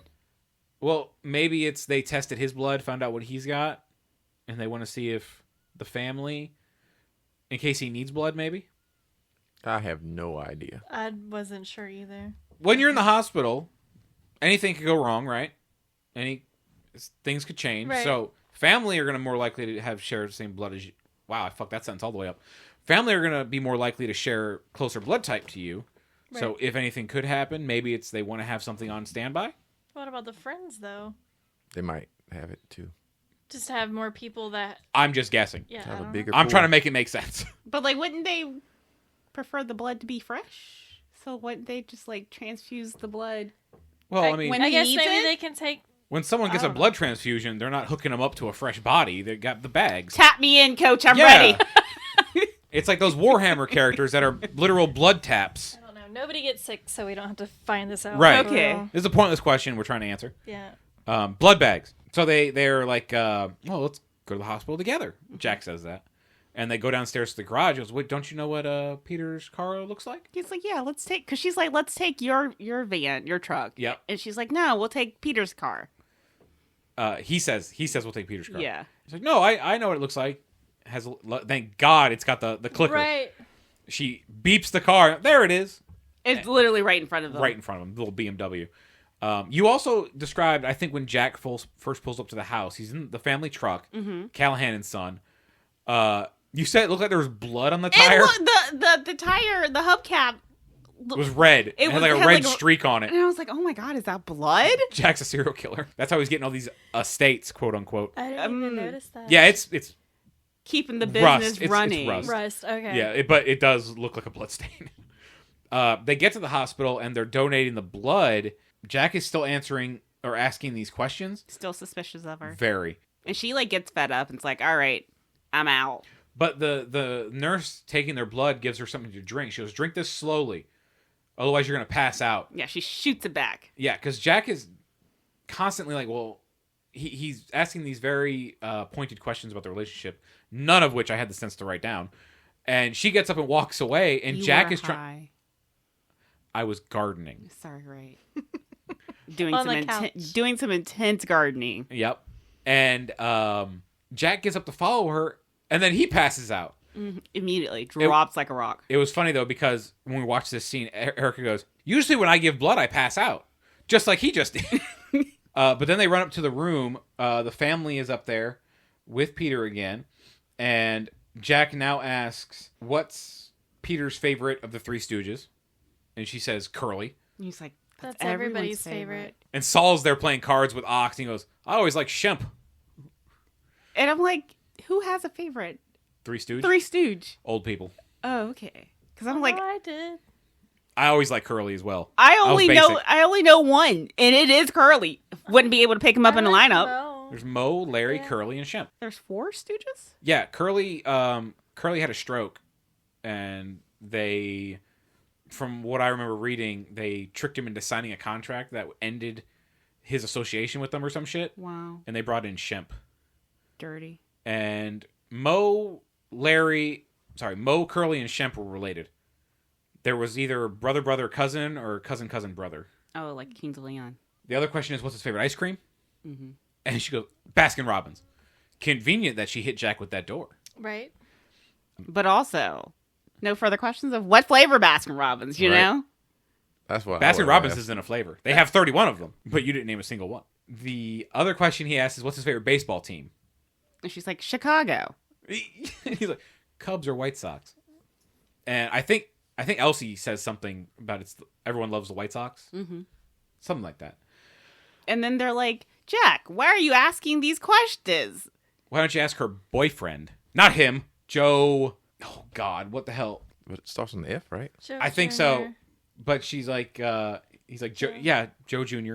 He's actually played by Michael Rispoli. She's like, Joe Jr.? Oh my God, that guy says he invented aluminum foil. It's like, you can't believe anything he says. No. So they're basically, Jack is like, prove you're in a relationship with my brother, because I don't trust you. And they're like, look, there's got to be something she can do. Something she knows that we don't know. Oh, yeah. And this is where we find out the pencil story. Peter has one testicle. And they're like, what? What do you mean? He goes, a month ago, he was playing basketball with his friend. He had a pencil in his pocket, and he stabbed Peter in the testicle, and he lost the testicle. And the family is standing around like, oh, I'm not going to look. They're like, oh my God. And they're like, someone has to look. And the mom's like, I'm his mother. Yep, everybody's just like, no, they're like, hey, uncle, blah, blah, blah. They're like, no. If anyone should have looked, it should have been mom or dad. Right. They're the ones that have seen the thing the most. Exactly. And she's like, I'm his mother. Yeah, but they're... And then it immediately cuts to them getting on an elevator. And they're all like, oh my God, Peter only has one testicle. they're like, you think he would have told us? Right? Which, to be fair, I feel like that is something you would share with your family. I'm not 100% sure I would. No? Nope. Wow. No? I'm not 100% sure I would. I would. It'd be funny. Maybe. Funny for them. I mean... Not in my family. You don't just tell them that you got one. Hey, there was a pencil accident. I lost a nut. My bad. You be getting clowned for the rest of your life. They call you One Nut Jeremy. All the time. It's like, hey, we can get you a smaller casket. Oh my like- God. Like, bro, Hey, those are your balls, not a pencil sharpener. I can't even imagine the jokes that they would come up with. Oh, God. Every year you're going to get a bouncy ball with a pencil jammed in it for Christmas. Probably. So, after the testicle Are you still incident... laughing about the casket? Well, there's that, but then it would also be like, oh, so you probably need smaller shorts, you Yeah. know? That's what the grandma said. Yeah. Elsie says there's more room in his shorts? Yeah. Yeah. If anybody's eating any kind of nuts, like they would probably be constantly handing you one. Like, there you go. You need I know an you need extra. another one They're of like, these. I know you need this.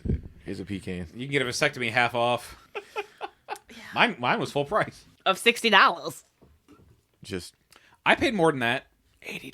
just all My kinds God. of stuff. But yeah, nah, you don't just share that kind of stuff. I They don't need to know. tell people if I shit my pants because it's funny. He does.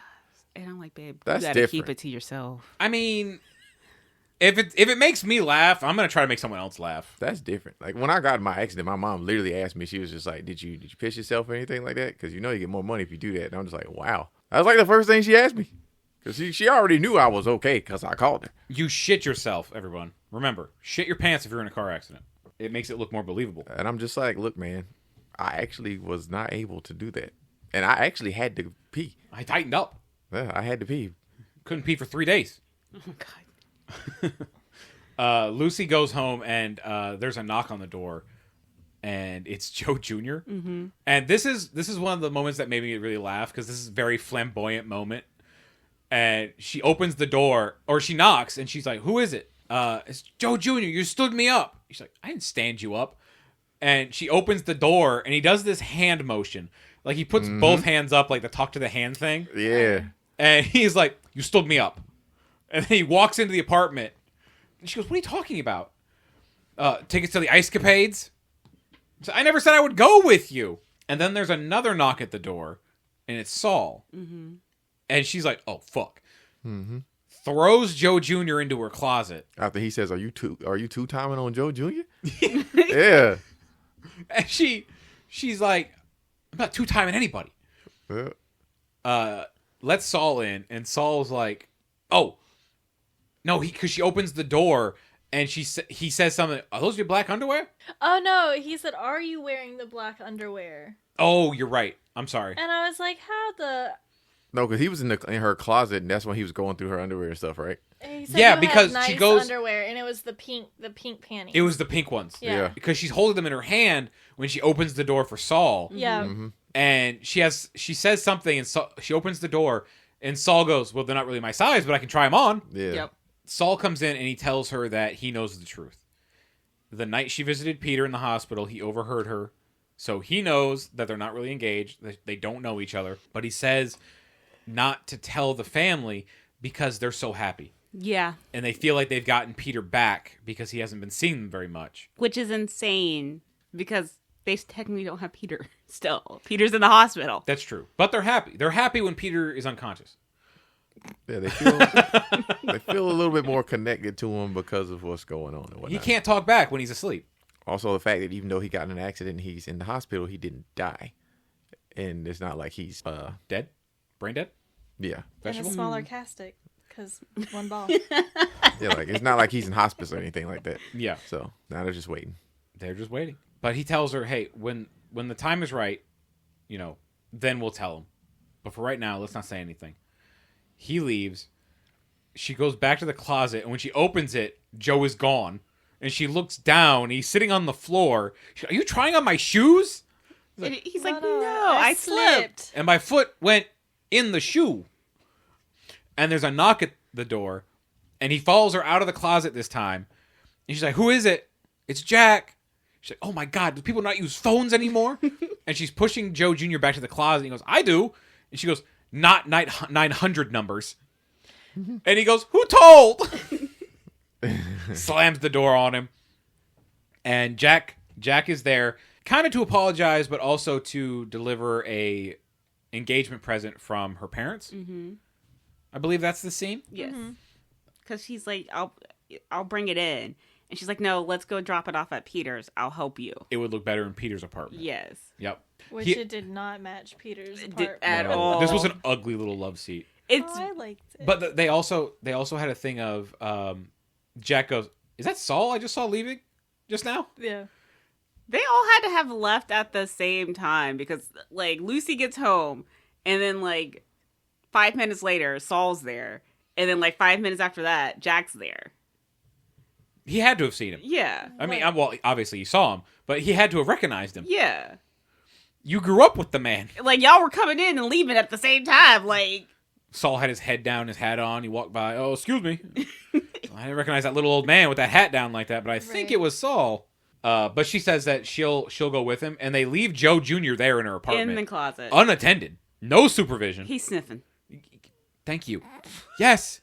Exactly. He's sniffing. But you also hear him like fall in the back, and they're just like, "What's that?" And she's like, "Cat." To which Jack responds, It's a a big big cat. yeah. Cat. And then she's like, "I'll go with you." But yeah, leaves Joe Jr. He's sniffing. Oh my God, stop! That's a great way to say it. Just drag a phone in there and call his 900 number. Yeah. Mm-hmm. Look, I got a shoe in one hand, some panties in the other. What are we doing here? Right? We're sniffing. Get me there.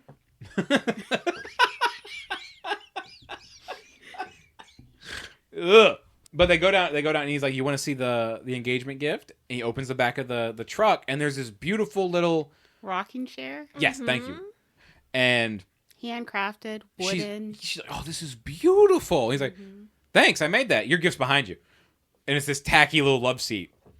And he says that he actually made that chair. And she sits in it, and she finds it very comfortable. They drive over to... Oh, no, they've already driven to Peter's place. They're out front.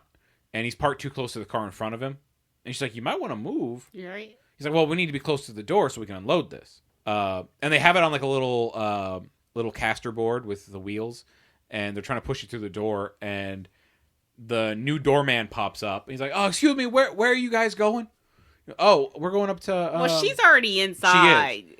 And... struggling with it. It's funny because she's pushing this thing around the lobby, and she's flopping over the side of it as it bumps into walls.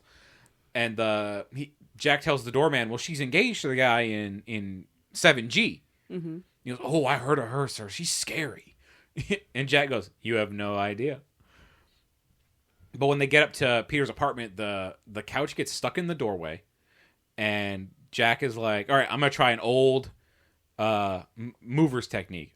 And she's like, what's that? He goes, push really hard. And she goes, okay, push. He goes, I am. So they finally, I think Lucy pulls and Jack's pushing. Yep. And they break off part of the door frame. Mm-hmm. And they also knock over a vase that had blue water in it. Yeah, I have no idea. It looked like that water that barbers keep their combs in. Yeah. That blue stuff. Or he just has a random bottle of a vase full of blue curacao on the counter. But it spills this blue stuff all over this white carpet. Yeah. To which Jack says, and that's where the couch should go. Yep. So boom, out of sight, out of mind, no problem. Peter's gonna get there. What's this ugly couch doing here? Right, and then he goes to move the couch and he's like, my Where did carpet. the stain come from? My No, carpet! She apologized for it at the end. That is funny. Oh, yeah. That is funny. So then they get back out. And somebody's parked behind him. Yep. Blocking him in. Completely. And And she's like, all right, bye. Yep. she was like, his ass. I told ya. And he's like, you gonna leave me here? She goes, yeah, that's the idea. it's like, I can't do anything about it. I'm gonna go. Yeah, it's after 6 o'clock. Doesn't matter what if they use the meters or not. They can stay here all night. Right. Mm-hmm. And he goes, well, maybe I should walk you home. And she goes, why? And Jack says, for protection. She said, I can handle myself. He goes, no, protection for me. This is Chicago. I'm scared. So they have a nice little walk down by the river. This was a long ass walk It was. This was a long scene. that a long she walk. was going to walk by herself. She's always alone. Well, it's I will say this. It is a well-lit area. Still. Chicago in the 90s. I know. I'm trying to make it make sense for the character. she's always alone anyway, so I Well, she was suppose. like, I You're don't... never alone with the Lord. Oh, my God. This was the prequel to Miss Congeniality. Oh, Yeah. so she changes her name, becomes an FBI agent. Yeah. Goes to self-defense classes. Yeah. Got rid of Jack. Uh-huh. Started dating Benjamin Brandt. I mean, I'm picking up what you're putting down. yeah. Well, he says to her, "You look cold." She goes, "Well, that's probably because I'm cold." He goes, and she goes, "Are you cold?" He goes, "No, I reversed my jacket to the warm side. I'm good now." And he goes, "You look like you might need a different jacket." She said, "This was my dad's jacket." He's like, he must be cold. He might, yeah. And he's dead. And he goes, "Oh, I'm sorry." But she has a funny line of, he says, "You must be a lot like your dad." And she's like, "Yeah, we're both flat-chested." damn. That was funny. That got me. I like that. I missed all of that. They were having Yeah. a good little quip. Yeah. Well, you were just like, why is this walk taking so long? That is true. I was just like, When it's easier to hear things when you don't roll your eyes so far back in your head. That obscures your ears a little bit. it does. I Yeah. can attest to that. She's doing it right now. She was a little against this thing. Yeah. But they mention her dad liked maps. Jack has a truck full of maps. He says, where would you want to, if you ever could go somewhere one day, where would you want to go? And she immediately, without hesitation, Florence. And she always carries her passport with her. Because she's like, you never know, you might need it. She's probably got a go bag, too. You're ready to take off at any minute. Fake IDs, money, guns. Lucy's a spy. That's why she doesn't have any family. For Ocean, She was in Ocean's 8. I was Okay, just about to Ocean say, eight. it wasn't 11. No, but she was in one of them. Yeah, Ocean's 8. Okay. Is The- it Sandra Bullock? I thought it was Julia Roberts. Oh, yeah, you're right. Julia Roberts is in Oceans 11 and 12 as George Clooney's wife. Sister. Sandra Bullock is his sister in Ocean's 8. Oh. The one where the team is all women. Yeah. Not a bad movie. Oh, I liked it. It was good. Mm-hmm. It was better than Ocean's 11. I don't think I watched Ocean's 11. Don't. No, I'm sorry, Ocean's 12. Ocean's 11 was good. Ocean's 12 is really bad. so I never watched the Ocean's 13. But Not they're about sharks. huh? Not about sharks. Not about shark We heists. did this last time. Yep, sure did. So she also mentioned earlier, Jack said that they should get a portrait of her and Peter for the family mantle, and she says she's not photogenic. And when she lets Jack look at her passport here, he goes, "Oh man, you're right. You aren't photogenic." Which is such a dick move. Well, he does say, "I'm kidding. I'm joking. I didn't mean it." And she says that he makes the comment of, "There's no stamps in here." I know. I just haven't been anywhere yet.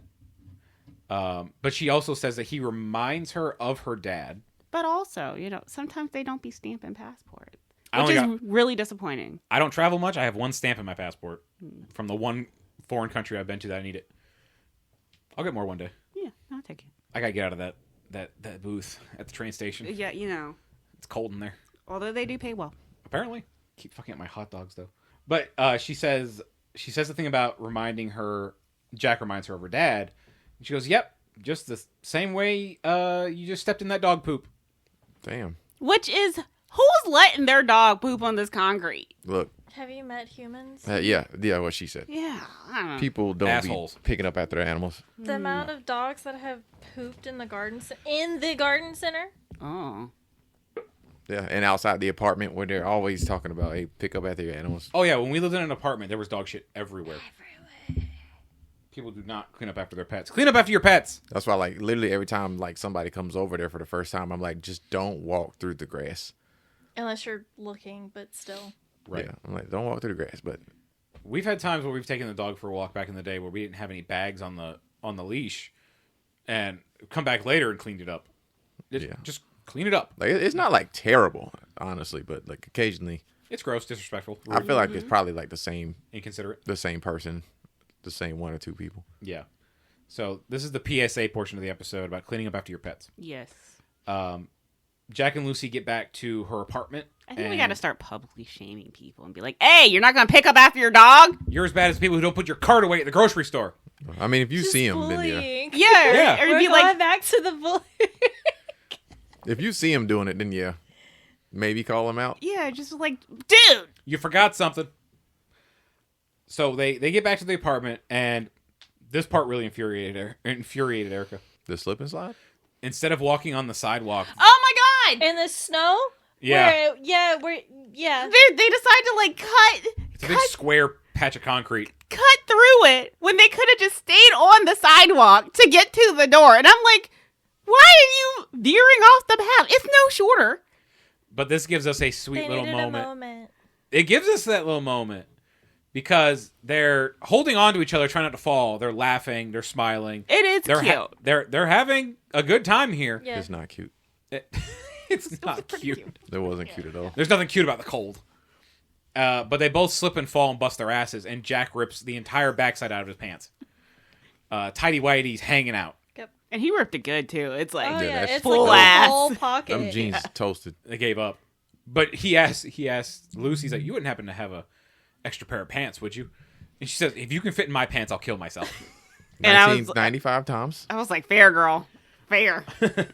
So she goes to work the next day, outside, like where they have their little hot dog spot with Jerry, and she's like, "I'm having an affair," and Jerry's like, "Come again?" Jerry's whole purpose, I fear, is just to like, He's the audience. yeah, to recap what just happened. Because that happens like every time we get a scene with Jerry. Yeah. We get a recap of the last few times since the last time we saw Jerry. Yeah. Mm-hmm. And if I remember right, the conversation is he asked her what she's talking about, and it's she's having an affair with Jack. He goes, "Who's Jack?" He's like, "The brother of the guy in the coma, or the brother of Peter." "Who's Peter?" "The guy in the coma." And he says something about Lucy. They have doctors for things like this. And then we get he also has the real shitty line of, "Lucy, you're born into a family, you don't join one," which I absolutely don't agree with. Found family sometimes are way better than the family you got. We Sometimes. have a found family. Yeah. We here at Laundry List Productions. Blood doesn't make you family. Love makes you family. Somebody needs to tell Jerry that. He needs a hug. Then we get a scene of Jack at the hospital playing cards with Peter, and they're playing poker, and he mentions something about when they were in school, he was always getting in trouble, and Peter was always like on the right track, being successful. And he says he was never envious of him until now. And he even says, he's like, you got bad luck with cards because Jack wins this hand. But he says, not with love, though. Not with that. And he goes, all right, here's the deal. We're going to shuffle the deck. We're going to do a single draw. High card gets Lucy. And he does it, and he looks at both cards. He goes, all right, best 2 out of 3. He reshuffles the cards. Yeah. I think then we have the family dinner where Lucy's sitting across from Jack, and they're kind of making eyes at each other a little bit here. And Midge is like, These potatoes are really creamy. Oh, they're having like a conversation within a conversation. yes, because they keep talking about tall people. Yes. And like a bunch of people are like, this guy was tall, this guy was tall. But then Midge... And then they're having the conversation of, I don't remember what. Yeah, there's a lot of Relationship different shit. conversations Yeah. going on. You're totally right. At one time. But Midge is like, Lucy, could you find a nice girl for Peter? And Peter says something about... For Jack. Jack. I'm sorry, Jack. He goes, I like blondes. Chubby ones. ones. And then Mary's like, no, you don't. You like brunettes. To which Lucy chimes in a little bit, or gets her attention. She's like, ooh, really? This awake man is starting to be way more attractive than that unconscious guy. Not that there's anything wrong with chubby blondes. No, not at all. Yeah. I'm a chubby, dirty blonde with a ginger beard. Yes. As Lucy's leaving this scene, though, we have what I think is maybe the most inappropriate thing the family does in the whole movie. Is they're under the mistletoe? Yeah, and they're like, kiss! And I'm like... It's tradition! Oh, yeah. Oh, Lord. I told her that they didn't do full-on lip contact, and she First, said they I did. was just like, they could have kissed anywhere on the cheek, on the forehead, on the nose. But I was like, no, they went lip to lip. And he's like, no, they didn't do lip to lip. It was like the side. And I was like, no. They went 2/3 lip to lip. And I had to pause it. I'm like, look at her lips on his bottom lip. Yeah, it was like... That was a full-on kiss. It was on the partial. lips. No. It was like Adam said, it was partial. That was over 50% lip to lip. If we're being honest, it was too much kiss for a sister-brother-in-law combination. Yes. Yes. This woman who we just met, who is apparently engaged to my brother, Mm-hmm. I'm not kissing her on the lips. No. No. On the cheek. She ain't summer sausage. Top of head, hand, so many other places. Hug. Hug. Just Anything. hug. Air kiss, you know? Right. High five. It's tradition. A good little Eskimo kiss.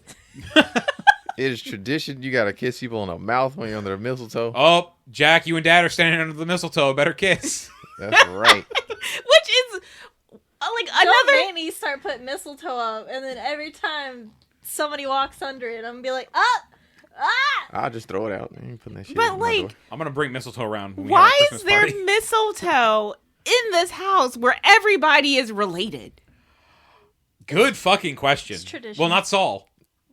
Is Miz trying to catch like Saul under the mistletoe? She's like, I gotta kiss my husband's best friend. It's tradition. If you go over to Saul's house, you're going to see an upside-down pineapple. Oh my god. Oh no. Saul's a swinger. Stop it. Saul's like, they're like, where's that mistletoe keep coming from? They tear it down. Saul pulls one out of his back pocket, puts a new one up. I'm going to get him this year. Things were different back then. 8 nights of Saul. Oh my god. So they have their little inappropriate kiss. I think I was screaming at the TV. No. Yeah. We go to Lucy's back at work the next day, and this is where Mary comes to visit her. Mm-hmm. Mary walks up to the booth window, and she goes, 1 ticket, please. Yeah, it was a little weird. But it was cute. She's fucking with her sister-in-law. Yeah. But Lucy gets so happy when she sees her. Like, she lights up. Yep. And she's with her like, friend Beth. Come on in the booth. Yeah. And they're in the booth talking for a minute. And this is when we realized someone's in the booth with her? Yeah. And we're like, has she been here the whole time? Never noticed there's another person in this booth with her. This is where Celeste. Yes. Celeste. Well, how many times have we even seen her in this booth? Like 3. Twice before Peter fell, and maybe one. And time they after must that. have all been on holiday. Yeah, one of those times was a holiday, so the other girl That wasn't might there. be why we never saw Yeah, I Celeste. Okay. think so. Oh, Yeah. Because I was like, Good. damn, where'd she come from? Right? good point. Good Oh, point. She ain't working on them holidays. You got your mind. Yeah. They come in, they hug, they start Yes. chatting. This is where Celeste overhears the engagement thing, and And she's Lucy, like, "Why are you? You're engaged? Are you pregnant?" Yeah. as they're leaving, Yeah. and she very And then sarcastically, Lucy's like, "Yes, I'm pregnant." yeah, and Beth hears that, Mm-hmm. and Beth has a look on her face like, "Holy shit, I'm getting all the tea." And I was like, "Oh my god, it's another thing." Another hiccup. Yep. Because now your other coworker knows about this, apart from your boss. Right. But now the family is about to get an earful of another, I don't want to say lie, another misunderstanding. Right. This really is miscommunication in the movie. Very Yep. much. Yeah. This is speak up. Isn't that just kind of the thing that rom-coms do? Well, maybe A lot of times. Sometimes. maybe not up to that point, but now I swear that's basically how There's so you many. create the conflict. People just aren't speaking up. If there was That's- better communication in most rom-coms, they wouldn't happen. Yeah. With the exception of fucking Never Been Kissed. Nothing about that movie is okay and could fix it. Shout out to Gary Marshall. Mary runs home, and the whole family is there. And she's bursted. Jack just got off the phone. He just got a deal, some contract. I just got the so-and-so estate. Ox is excited about that. When Mary runs in, I have some big news to tell everybody. Lucy's pregnant. Yep. And everyone gasping. And Jack just kind of looks downtrodden. A little heartbroken. And he He's like, leaves. yeah. He just heads right to the door. Jack's destroyed. Yeah, but they're all like, Jack, did you know about this? Like, how would he know? Why And would he know? It should be noted today is New Year's Eve. Oh, you're right. 7 days since she's met this family. Oh my god. Yeah, because Peter falls on the track on Christmas Day. What? Well, I brought it up several times because she definitely became Team Jack and with They Lucy. were hanging out a She lot. became Team Jack and Lucy rather fast. That's when I was just like, I don't like this movie. Well, I mean, to be fair, they were never Team Lucy and Peter because she never knew him. They had a lot in common. Look- they were bonding. look, man. And I was like, this is the obvious choice. you They hopped had- on the team pretty fast. I was on the team for the beginning. They had better chemistry than Michelle Pfeiffer and Al Pacino and Frank and Johnny. They did. As soon as Well, Jack I didn't watch it, but showed up, you were on the team. You I- were just like, hey, Yeah. Yeah. the other brother. Because He was being protective of his brother, I was saying I was Didn't know this he was being strange a woman. dick. but then he fell in love with that strange woman. But nah, or he's slowly falling in love. like I think more towards the end, I was just like, this is happening kind of fast. like it's when they mentioned it was New Year's Eve, I was like, wait a second, that's only a week. And at that moment, I was like, oh no, She Yeah, was they- gonna get married to somebody she didn't even know. she sure was. This movie takes place over less than 2 weeks. She had to uphold this lie, man. She did not. She had to. No, She she didn't. didn't. Grandma's heart condition was on the line. Fuck grandma. We're cutting that out. Grandma was drinking straight booze in her eggnog. She She's was. fine. When you're that age, it's done. She's fine. She's a tough old lady. I think she just tells them she has heart conditions just to keep them on their toes. Oh no, you're right, because we'll see at the end of the movie that heart condition isn't in play. But right here, this is where Lucy goes home, and there's another knock at her door, and it's Joe Jr. again, and he brings her this big thing of flowers. And he goes, "This is what they use at the winner's circle at Arlington." And both me and Adam were so confused. We were like, This is about to get very, very disrespectful. we were like, Arlington? And like our brain immediately went to the cemetery. So I was like, what counts as the winner's circle? I was like, is it everything but Korea and Vietnam? The veterans who aren't dead. Because I was immediately, confused of the shape because it looked like it did go over a casket. Right? And I was like, it's a big U-shaped flower arrangement. yeah. Yeah. And But does it go over the horses? it's the horse track Maybe? in Arlington, Kentucky? I think Kentucky. I looked it up last night. Okay. Um, That makes more sense. 'cause it I does. was- It does. But as soon as he said Arlington, we were both We were just I like, also the thought, veteran- yeah. the veteran cemetery. and we were like, what the fuck we were is like, this what, movie? What counts as winners? We thought this was a deeper joke than what it was. We are very wrong. Yeah. But he's also kind of bummed out here because he's like, I see how you looking at that guy, making eyes at him. Making eyes at him. And she goes, what guy? And the whole time he's saying this, she has the biggest grin on her face. Even thinking about Jack makes her ecstatic. They do have such great chemistry, though. They do. Like, I think we missed out on, like, another... Like, they're still not too terribly old. We could get them in another rom-com, an old lady rom-com. Absolutely. Like, she can pull a Diane Keaton at this point. Yeah, sure. Yeah. Definitely. He now rocks that silver fox beard. Mm-hmm. And call it what? While You Were Awake? The sequel? Now that you're awake. Now that you're awake. There you go. Jeremy. You nailed it. You need to write something. I should like write things or something. Yeah, you Yes. should. Sadly, a lot of other cast members of this film are gone. But The whole family. pretty much. But we could still get Sandra Bullock and Bill Pullman back for a rom-com. Wait, the young one's going? No. No, I doubt it. But the old older people. ones, Yeah. Most of the parents and I grandparents. think all the parents are dead. Oh, I don't remember about Midge. I think Mitch is dead. She died in 2016. Oh, okay. So, Oddly enough, Grandma, the oldest, Elsie, lived the longest because she died last January. oh, wow. Yeah. Goodness. At 100. Damn, Good for her. tough one. I also want to make it to 100. I'm don't. good. Mm-mm. That's my grandma's goal. She's at 91 right now. Shout out to Grandma. Go, Grandma. Yay, Grandma. I always say my grandma's too stubborn to die. Not that I want my grandma to die, but she's going to prove everyone wrong. And she's done it before. So Joe Jr. is he's a little upset by this, but he's also kind of like, this is the moment where he starts like backing off from hitting on Lucy. Like, he turns less into a creeper, more into a really good friend. Yeah. And she hugs him, and when they're hugging, he has one last little thing where he's like, "You wearing the black bra?" And she's like, "Oh my God." And she closes the door on him. He goes, "What? I like black underwears." Because she was like, That was is funny. impressive, though. Honestly. What's that? That he would know what underwear she's wearing because probably how things were sitting. mm-hmm. Well, he probably tried it on when he was in that closet for a while. You're right! Yup. He Yup. also, I think, made a comment when she went in the closet. That's where he saw the black bra. He also grabbed the pink underwear. Right. But you're right, though. He probably was wearing that bra. Yeah. Because he likes her shoes. Oh my goodness. But Jack also sees the hug. Yes. And this is another misunderstanding. Right.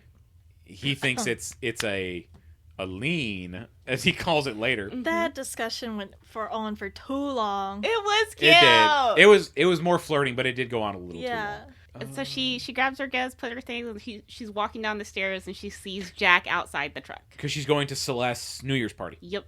She's got a bottle of champagne. Mm-hmm. And Jack says he'll drive her. And she goes, "It's not that far." He goes, "No, it's fine. I'll drive you. It's fine. I'm not going to kill you. I'm going to drive you." Yeah, he was adamant that he was going. He starts acting weird here. Yes. Because he's like, I think it's because he's like, both he has this crush on her, but he also like doesn't want her to get injured because she's possibly I was gonna pregnant. say, I think he was being a little protective. Cause, Yeah. I think Yeah. also it's a little bit of the awkward jealousy thing. Yeah. Because he's realizing he's attracted to her. Right. So now he's going to act weird around her, which is why I act weird around Blair. Explains so much. Oh. Shout out to Blair Bear. I ship it. Yummy though. But they go to Celeste's party, and he's asking like very Targeted. I guess target questions, or is he just making statements here? But either way, he's following her into the party. Well, he was like, "How long have y'all known each other? Like, when did y'all first meet?" And she was like, 3 months. And he's like, "That was really quick." Yeah. I thought that was when they were donating blood, because okay. he says, "When did you start seeing each other?" And she like gives an exact date, like September 17th, Okay. Yeah. Maybe. which might be when he started showing up to the train platform. Yeah. This So- all happened very fast. Yeah. Yeah. Well, either way, he follows her into this party, and they at first think he's Peter. Yeah, that was really funny because she's like, Celeste opens the door. She's like, "Oh, Lucy's here. Lucy's everybody and her fiance, Peter." Now everybody fucking knows. Yeah. She runs to Jerry and tells him that that Peter is here. It's a very loud party, by the way, or Jack is there. I'm sorry, and I think we have another of the brother of the guy you're engaged to. Lucy, what are you doing? She's like, "He followed me here." Mm-hmm. And then she's like, "I'm going to go get a drink." Yeah. And Jack follows her over there, and he's like, "This, that's spiked." And she's like, "Yeah." And he goes, "Well, I don't really think you should be drinking that." And she's like, "Why?" And as they're saying this, the music is getting real quiet. It's fading out. And in the middle of this packed party, he just shouts, "'Cause it would be bad for the baby." And everyone turns their heads like, whoa, what? It would have been really funny if the nurse was there. Oh, yeah. Oh, no. That nurse just pops her head around a corner like, what now? Fiance and pregnant. New What? info. The tea. Scandalous. New info. I can't wait to go back to work. But now they're leaving and walking home, and Jack is like, look, I'm sorry, it was a misunderstanding. Beth overheard it today. She told Mary. Mary told all of us. I'm sorry. And then there's that thing about it's different. A lean is different from a hug. And she's like, what are you talking about? Because they're outside of Lucy's house now. Right where they fell earlier. Yeah. And he's like, a lean. You get close to someone, you put your hand up like that. He's different. leaning over her. Yeah, it's different than a hug. Yeah. It's very intimate. Mm-hmm. And she's cheesing. She is. Yes. And Joe Jr. pops up. He's like, hey, is this guy bothering you? With his His little party hat. party hat, yeah. All right, you let me know if you need anything. I'll be over here. I know karates. Or some shit like that. That's exactly what he says, I know yeah. karate. Yeah. And he's like, he's leaning. Oh, he Yeah. does say that. That's what he says. And Jack is like, thank you. He gets it. He's like, validation. That guy's leaning. And I think this turns into, it quickly turns into a conversation of, what do you want from me, Jack? And he goes, I just don't want you, I want you to be unhappy. And she goes, well, are you happy? And She got very defensive. she did, but it turns to, you haven't even talked to your father. About not wanting to be in Yeah. the business. Mm-hmm. And he says, well, you spent a week with my family. It doesn't make you an expert on them. To which she replies, you've been with them your entire life, and you're not an expert on them. So how would you know? It's quite a back and forth. Yes. Yeah. And then he's like, how would you know anything since you sit at the train station but you don't have any stamps in your passport? And I was like, fucking wow. Oh, he's like, how would your dad feel? They were Yeah. out for blood, bro. And I was like, holy Yeah, crap. They went for it. They You were know out for that blood. there's a comedian named Christopher Titus was talking about, he got into a fight with his wife one time, his first wife, and he mentions, you're in a relationship and you have a fight and you know you shouldn't say things that you want to say. He's like, fuck it, we were there. And they were just saying anything. That's what this kind of made me think of. Because they were taking hits. They were Yeah, throwing they were. bows. Yeah. But she says something about, Jack, how would you know? You have your family. I'm alone. And as they're having this conversation, the ball drops because we hear people shouting Happy New Year. And she goes into her apartment. Jack's standing on the other side of the door. And we go to the hospital where the staff are celebrating the ball dropping. And then the camera pans over to Peter in his bed. And he wakes up. Happy New Year. Very confused. Because he looks over at the desk like, where the fuck am I? But it was kind of at that point that I felt like, I think I would do really bad coming out of a coma. Yeah? Yeah. Yeah. Like even a short term, just like, oh yeah, it's been 6 months. What the fuck did I miss? And like the last thing I remember, I was actually doing something normal. And then I'm just waking up at a hospital. And I'm just like, I feel like I'd do bad in this situation. That's fair. Jeremy would leap out of bed. Where am I? Got his gown, his back of his gown's open, Yep. ass blowing out the back of it, running down the hallway. I'm looking for something to put on first. Like, it's really jarring coming out of anesthesia. Because I'm like, oh. Huh? Yeah, like when I got my teeth taken out, that was jarring. I've never had anesthesia like that before. They woke me up, and the lady's just like, I need you to go over there and sit in the seat. And I'm just like, lady, I don't even know where I am right now. What are you talking about? What's a seat? Yeah. And so I'm just like, let me get up like this lady's telling me. I get up, and then it's just blood just all over the place. I'm like, wait a minute, what is going on? She's just like, just go sit down over there. And I'm just like, lady, a bunch of blood just came out of my mouth. But I need to address this first. Was I in a death tournament? What happened? Anyway. Well, luckily we don't have that for Peter. Peter wakes up, looks a little confused. And I believe the next scene is everyone showing up to the hospital. Wait, is there not another scene where we cut back to the voicemail box and Ashley leaves another voicemail saying she's coming home? That is coming up. Okay. That hasn't happened just yet, but I that thought they were is like coming. 3 voicemail clips. I only remember 2.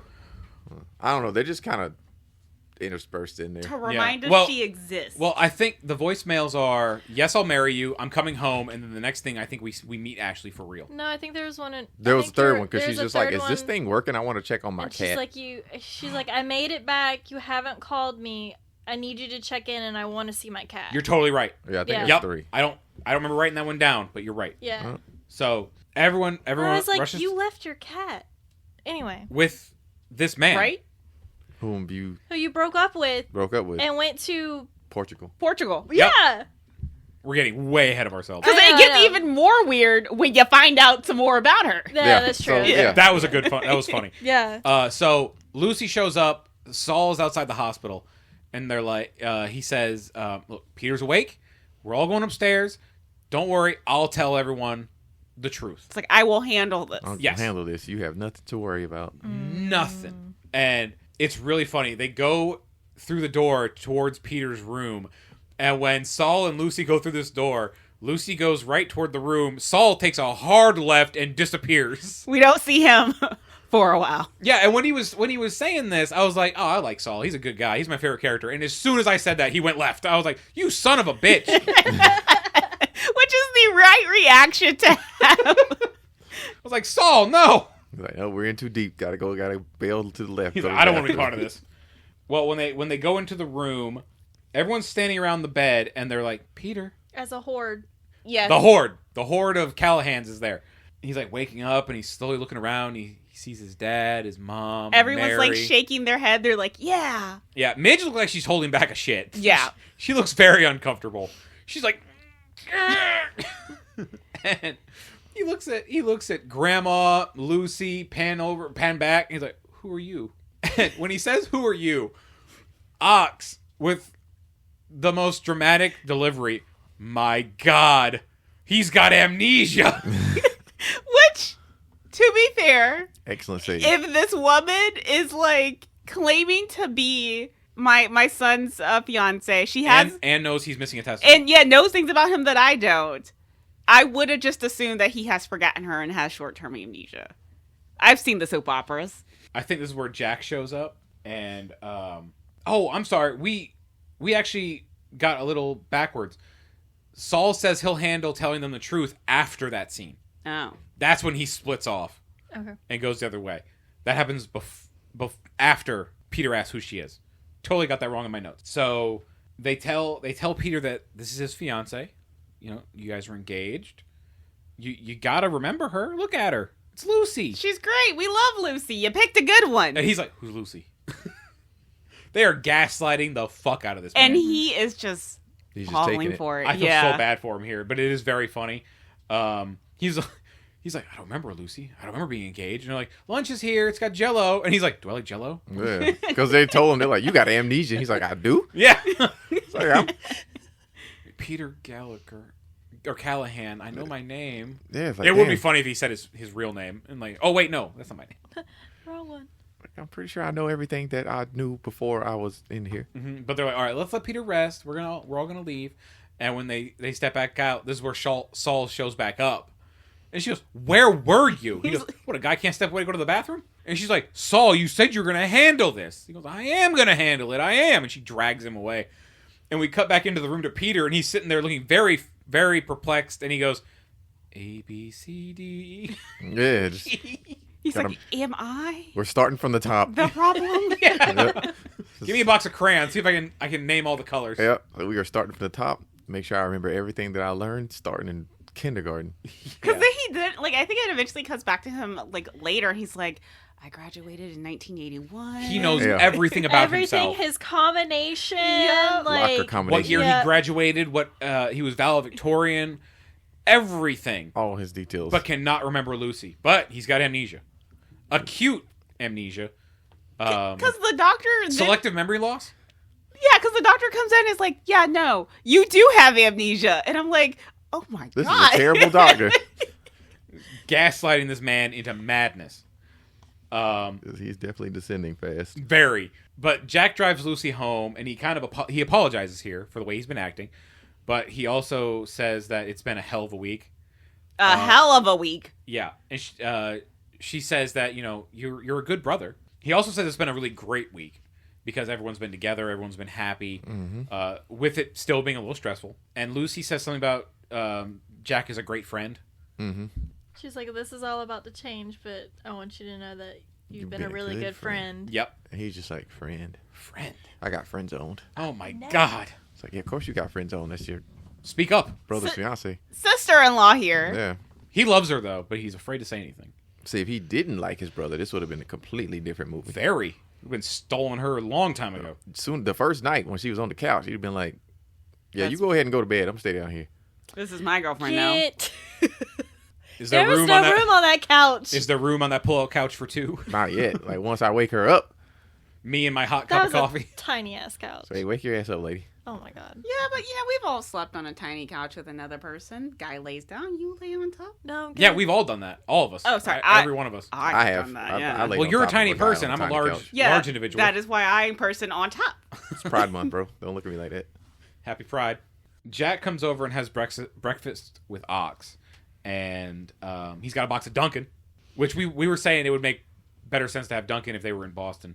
We were trying to think of a Chicago specific thing, but I couldn't. And they say that, with the crazy week they've had, they've missed out on a lot of deals. There's apparently like one really good one after Christmas that they missed out on. Yeah, some lady died, and Ox was like, her kitchen set's worth $40,000 alone. And he goes, Damn. Yeah.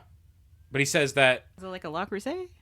some good shit though. I don't know what it is. He says, with Stop. everyone, 1 minute everyone's fine, no problems, and then someone could get sick any minute. But right now we're all happy. And Jack says something about, well, now is not one of those times because I need to talk to you about the business. He's like, you remember that chair I made for Grandma? He goes, yeah, it's so nice she won't even sit in it. He goes, yeah, I sold 2 more of them the other day, and I got 4. I've sold 5 dining room tables, and I got 3 more on order. He goes, it's a good size business. It's a good business. And Ox is like, wait. Are you saying you don't want my business? And Jack is very honest, and he's, no, I don't want your business. And this is a really nice moment. Yeah. It was, yeah. And Ox is like, you should have told me sooner. I could have sold it to your uncle for twice as much. But he says, you're not mad? He goes, no, I'm not mad. Of course I'm not mad. And that's when they mentioned the lady's $40,000 kitchen set. Sorry, dining room set. And he says, we'll call him on Monday. And Jack says, you'll call him on Monday. To which Ox replies, I'll call him on Monday. Now, do I get a donut or what? And Jack's like, oh, I'm so sorry. Yes, of course. Instead of Grandma's brand muffin. Yeah. Very, very sweet moment between this father and son. So Grandma can't make eggnog or muffins. That's right. Grandma should stay away from trying to prepare food. I think when grandmas hit a certain age, Nope. it like, Just, nope. yeah, I think it's like the food just don't taste like it used to. This is incorrect. It's like wine. It only gets better. Grandma hit So- like 70. I was so like, what- Grandma, maybe let other people. So I was what like, Jeremy's the taste saying buds is- ain't tasting the same. Oh, gosh. This lady could never cook. I think this is where we go back to the hospital and we see that Peter's memory is totally fine, like we talked about a minute ago. Saul asks if he can talk to him in private, and everyone leaves, and Saul tells him, I've been there for every major event in your life. I'm your godfather. Yeah. From the time you graduated to the time you first found hair on your schmeckle. Mm-hmm. He's like, I couldn't love you even more if you were my own son. But you're a putz. And he goes, is there a point to this? Well, he was just like, what? Yeah. And then he repeated it. You're a putz. Yep. Like I did not stutter. And he's just like, what is the point of this? He gets so childlike when Saul said that. Mm-hmm. Like, well, why is my second dad chastising me? Yeah. What did I do? He's like, I've done nothing wrong ever in my life. Right. That's actually a pretty good observation. He did definitely. He was taking that to heart. Yeah. Yes. He hit He's that- like, I disappointed Saul. What did I do wrong? He hit that man with the classic, I'm going to build you up Uh-huh. so I could break you down. Kick that bucket out from under you. Yep. But he tells him, like, He's like, listen, Lucy is a good girl. You will marry her. Don't ask any questions. but it starts off with him trying to tell him the truth. But then that rom-com-y music starts to sit in real softly in the background, and he very slowly is like, she's a great girl. Everyone loves her. Why can't you just remember that kind of thing? Mm-hmm. And he immediately backs out of telling the truth and is like, look, if she's going to come up here and you're going to talk to her for 2 minutes, and after 2 minutes you can't see what the rest of us took seconds to see, break it off. Don't marry her. But if you don't give this woman a chance, you're a putz. You're going to break everybody in this family's hearts by losing her. And I think he said he's got that joke of if I was 40 years younger, I'd propose to her myself. if she'd be willing to convert. And then he goes, "That's a joke." And Peter's like, "I know." Very childlike when Saul's talking to him. Yeah. This is a serious moment. Yeah.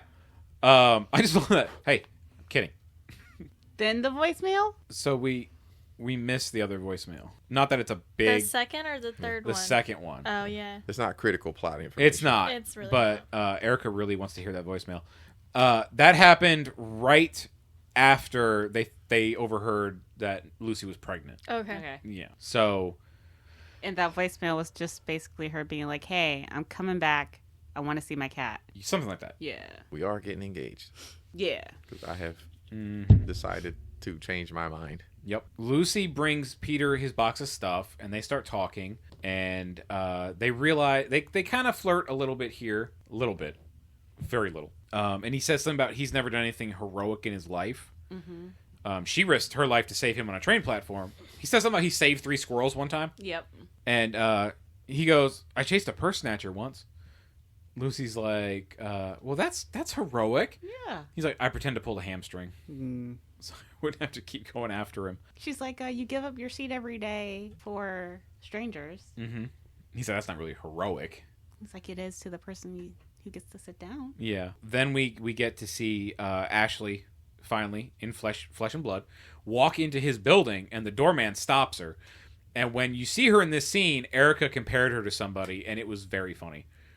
I saw her and I was like from the side, a side profile, she looked like a white Kamala Harris. She's wearing a pantsuit. She has the same haircut, only blonde. Yeah. Okay. Yeah. Yeah. And I was like, damn. But the doorman is like, "Excuse me, miss, where are you going?" She says, "I'm going up to see so-and-so. I'm his fiance." He's like, "No, you're not." She says, "What?" And he goes, "What?" Yeah, because he's like, you're not his fiance. And I think she was like, "You must be new here." She does say that. Yep. Mm-hmm. She absolutely says that. He was like, "You know what? You're new. Because I've been here 1,000 times, buddy." Right. Jack goes and grabs Peter because they're moving him to the second floor out of the ICU. I think right now he's on the 4th floor. And he brings him a thing of Ben and Jerry's. Brought you some contraband. Yes. Because he asked if he can push him instead of the orderly. Yeah. And the orderly says, "Oh, okay, I'll meet you over around at the elevator." It's the same orderly from earlier, too. Yep. Poor orderly. Yeah. He had a name badge on, but I don't remember what it said. And he's pushing him, and he's like, "I'm a changed man. I had a near-death experience." He has that line of, "If you were a priest, I'd confess everything to you right now." And Jack goes, "I'd rather you didn't." He goes, "I've never been faithful to a woman." He's like, "I'm going to go." Yeah. He starts talking about the squirrels. He's like, Well, no, wait. Oh. Before the squirrel one, he also mentions that he doesn't even know what his secretary sent mom and dad for Christmas. Mm-hmm. And Jack tells him, I don't even remember what it was. Then he says the squirrel thing. Yeah. He's like, "Remember the squirrels?" And Jack's like, Please don't. And he's like, "I threw the rock at the nest and then I saved them." And this is my favorite line because Jack just goes, "Ugh." Yeah. And Jack goes on this thing about Lucy because Peter says something about her, and Jack's like, "Well, I mean, she's great. The thing about always having her passport, wanting to travel, and having all these hopes and being so loved by the family and all this great stuff he says about her." And then Peter immediately goes, "Yeah, that's not it." And Jack just walks away. And Peter's sitting there talking to himself. And he's like, "Does that make any sense?" And as he's talking, the orderly walks up. And the orderly's standing there like, "Is your brother here with us right now? Do you see him?" "Do you need help, sir?" Sets the box of stuff in his lap. And then he pulls him on the elevator. And Peter's just like, "My shoes." Saul is downstairs in this moment in front of the hospital. And Lucy walks up. And she's like, "Well, how'd it go?" He's like, "How'd what go?" "Did you tell him?" He goes, "No, not yet. I haven't told him yet." She goes, "Saul, you said you were going to handle this." And he's like, "I am going to handle it. I've handled it. I'm going to tell him." And he goes, Lucy says, "Saul, you're fired." He goes, "Fired?" Mm-hmm. He just smokes a cigar, I think. That's it. He's just like, "Me fired, whatever." Lucy gets on the elevator, and Ashley happens to get on that same elevator. Ashley's going to 2, Lucy's going to 4. Ashley goes to Peter's new room, and she walks in, she's like, "Scumbag." And he's like, "Oh, we're not expecting to see you here." And they start talking about their relationship, and I think we mentioned earlier, they said they broke up. She moved to Portugal. Quite a little back and forth. It was very much entertaining the other guy in the room with him. Yes. Yeah, this other random dude we don't know, never seen before. He's very much enjoying this, though. He can't take his eyes off of him. I think he's eating at the same time, too. Oh, he's getting some Yeah. premium TV. Uh-huh. Oh yeah, you were Yeah, just that like, guy. who Because I is was like, this who guy? is this man? And he's just like, this is some juicy tea right here. This is the best. I don't need a television. And no, that nurse wasn't there at that time. No, she shows up in a little bit. Yeah. She shows up in a little bit. Well, yeah, it was quite a back and forth. Yeah, but she's like, I want my stuff back. And Peter goes, I want my stuff back. And she goes, what stuff? Your nose. I paid for it. And she's just like, you can't take my nose. She's like, fine, you can take these too. She's got fake tits. Yeah. But he says, keep them. I don't want them anymore. I'm a changed man. Yeah. You can have them. Yeah. And she goes, fine, you can marry that bimbo. He goes, Lucy is not a bimbo. Yeah. So But- jealous. Yeah, the guy in the room is like, wow, Peter, you're moving on to greener pastures. Yeah. And he's like, yeah, I am.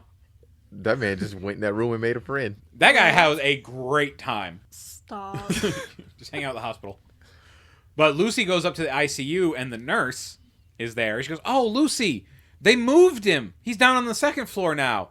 She takes her down there and she's standing outside the room and Peter and Lucy are talking and Peter is like, he's like, look, I'm a changed man. I had that near-death experience. And he proposes to Lucy for real. And the guy in the other bed is like sitting there like, and the nurse is outside the door. When she hears this, she faints. Yeah. And we hear another nurse or orderly be like, "Oh my God, Wanda, are you okay?" Yeah. That nurse witnessed a Cinderella story. For Man. real. She was Yeah. like, man, this is really turning around. She just fainted off that. She's like, oh my God. Yeah. She's like, "This is better than when she was." Oh. Thud. No, she needs. It's good though. It's good. This lady's gonna go home and watch her stories and be like, "This just isn't hitting the Yeah, it's spot. not hitting the same. This isn't as good as the real thing." Jack goes back to Lucy's again, and as he's going upstairs, he passes Joe Jr., who's coming down with a date, and he says, "Lucy? Oh, she's the hottest chick in this building." And the lady he's with is like, "Hey," and he goes, "Yeah, but you're the hottest chick on the third floor." And she's like, "Oh, Joe Jr." Which is not a compliment. My man Joe Jr. is smooth. But he goes, "Phyllis." They were a good couple. No, don't. Nothing can live forever, Phyllis. Joe Jr.'s gonna hold her like an apricot. Hold me, Phyllis. It's that fucking Groundhog Hold song. me Erica like won't an stop listening apricot. to it. Lucy's inside her apartment trying on a dress, and she's trying to pick a pair of shoes to go Which with it. looks horrid. Oh my God. so Like the bad. 1940s, like It's she's getting ready so to go. bad. That dress came over here on an immigrant. And then she has on like tube socks. Yep. With the shoes. Wool. Yeah. Wool-looking tube socks. Yeah. And is hopping back and forth and was asking the cat, which ones do you like? It was that cat was like neither. Like, girl. But then she hears a knock on the door, and she expects it to be Joe junior Mm-hmm. And she's like, "No, I don't want any flowers. No, I'm not wearing the black underwear. No, I'm not moving in with you." And she opens the door, and Jack says something about, well, I don't have any flowers. I would love to see black underwear. And I think it's a little too soon for us to move in together, seeing as how you're marrying my brother. He And gets past that real quick. real quick. Real fast. He's smooth. But As he- Etta pointed out. He comes in and he gives her a gift that he saw when he was making a delivery down in Little Italy. It's a snow globe, I think. Yes. Of Florence. Yes. And he says Peter's very lucky. I think as he's leaving, Mm-hmm. he doesn't close the fucking door. No. He just opens her door and goes, "All right, well, I'm going to leave." And he opens her door and just walks out and goes down the stairs. He was hurt. The only reason that door gets shut is because Lucy goes out into the hallway after him. And then he, like, opens the door to the thing. Slams that thing. It's like, damn, what you got against doors? He was hurt. He was very hurt. Lucy asks him out in the hallway, she goes, "Is there any reason you can think of why I shouldn't marry your brother?" And he says, I can't. "I can't." That's his own fault for being hurt. And then he pushes that door open like he's got a vendetta against it. Lucy looks kind of downtrodden there Mm-hmm. because she was hoping he would have something to say. You know? Yeah, it's like, hey man, I want you. Screw that guy. Mm-hmm. But the next thing is she's dropping off wedding invitations at work to Jerry, and he's like, "What is this?" She goes, "It's a wedding invitation. It says it's your wedding." She goes, "Yes, Jerry, I know." He goes, "It's tomorrow." And she says, "Yeah, if it was my way, I would have had it yesterday because then I could be on my honeymoon and I'd be in Florence right now." With a stamp on my passport. Yes. And then he's just like, what the hell are you doing? And she's just like, look, man, I'm a bum, and some rich guy just decided to marry me. I'm taking this. I mean, fair. Well, this is No, a really it's not Yes, it is. I love a good hustle of rich. Is if I was an absolute bum Yep. working on holidays Yep. and a rich woman's just like, I'm gonna marry you. Just like, yeah, know what? Yes. Yes, Okay. yes, mommy. I'm not signing any prenups until we're doing this. Let's go. Let's move to California. No fault Oh, state. but you can't fall in love within a week. Who said anything about love? Boom. Took the words right out of my mouth. May I quote Tina Turner? What's love got to do with it? Once again, I'm a bum and she's rich and she's just And like, now hey, you let's have a get married. family who love you. We could just be friends. Screw it. Well, that's not what's happening here. But also, there's this really sad line. Because Jerry, I think, does genuinely care about her. Because he goes, what happened with the other guy? And she very, very sadly says, he didn't want me. Yeah. It was pretty sad. That was. It was. Yeah. I felt her that. there. I felt Yeah. that sad. They have such good chemistry. They two of have them. such good chemistry. So we're at the hospital chapel. They just threw a coat over Peter. He's in his hospital yeah. gown, and they just put a little suit jacket on top And of he's still him. hooked up to his IV. And there's a random guy in the background with an IV on a gurney. Mm-hmm. And there's a couple people sitting in the crowd in IV with IVs. It's like they pulled the whole ward out to see Peter get Literally. married. Yeah, the nurse is there, of course. Mm-hmm. And she's late. And She's- she runs up, and I'm like, oh, the dress is horrid. Yeah. Jack Her is the hair- best man. Dress is horrid. Her hair looks horrid. Mm-hmm. And then I didn't realize that was her dad's coat. Yeah.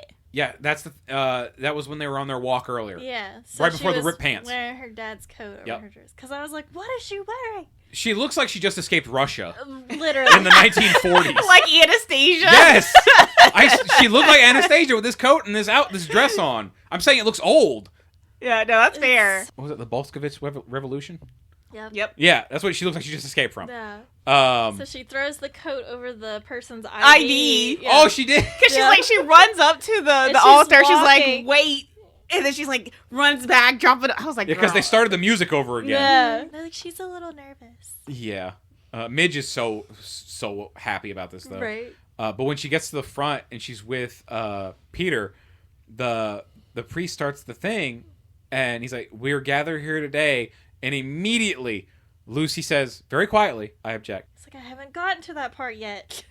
For real. And Jack chimes in, I would have to object too. And I'm like, "What's going on?" And she goes, "I can't. I'm in love with your son." And I'm like, "Yeah, we know." And she goes, "No, not that one." And she like points around Peter and she goes, "That one." And they're like, "Peter, what did you do?" Yeah, the dad, Jack, the what dad's did like, you do? Jack, what'd you do? And she goes, "He didn't do anything. He didn't do anything. It was me. It's all me. It was me." It They was were me." they were so mad at Jack too. Right. Immediately. I don't know, bro. I feel like it was kind of Jack as well.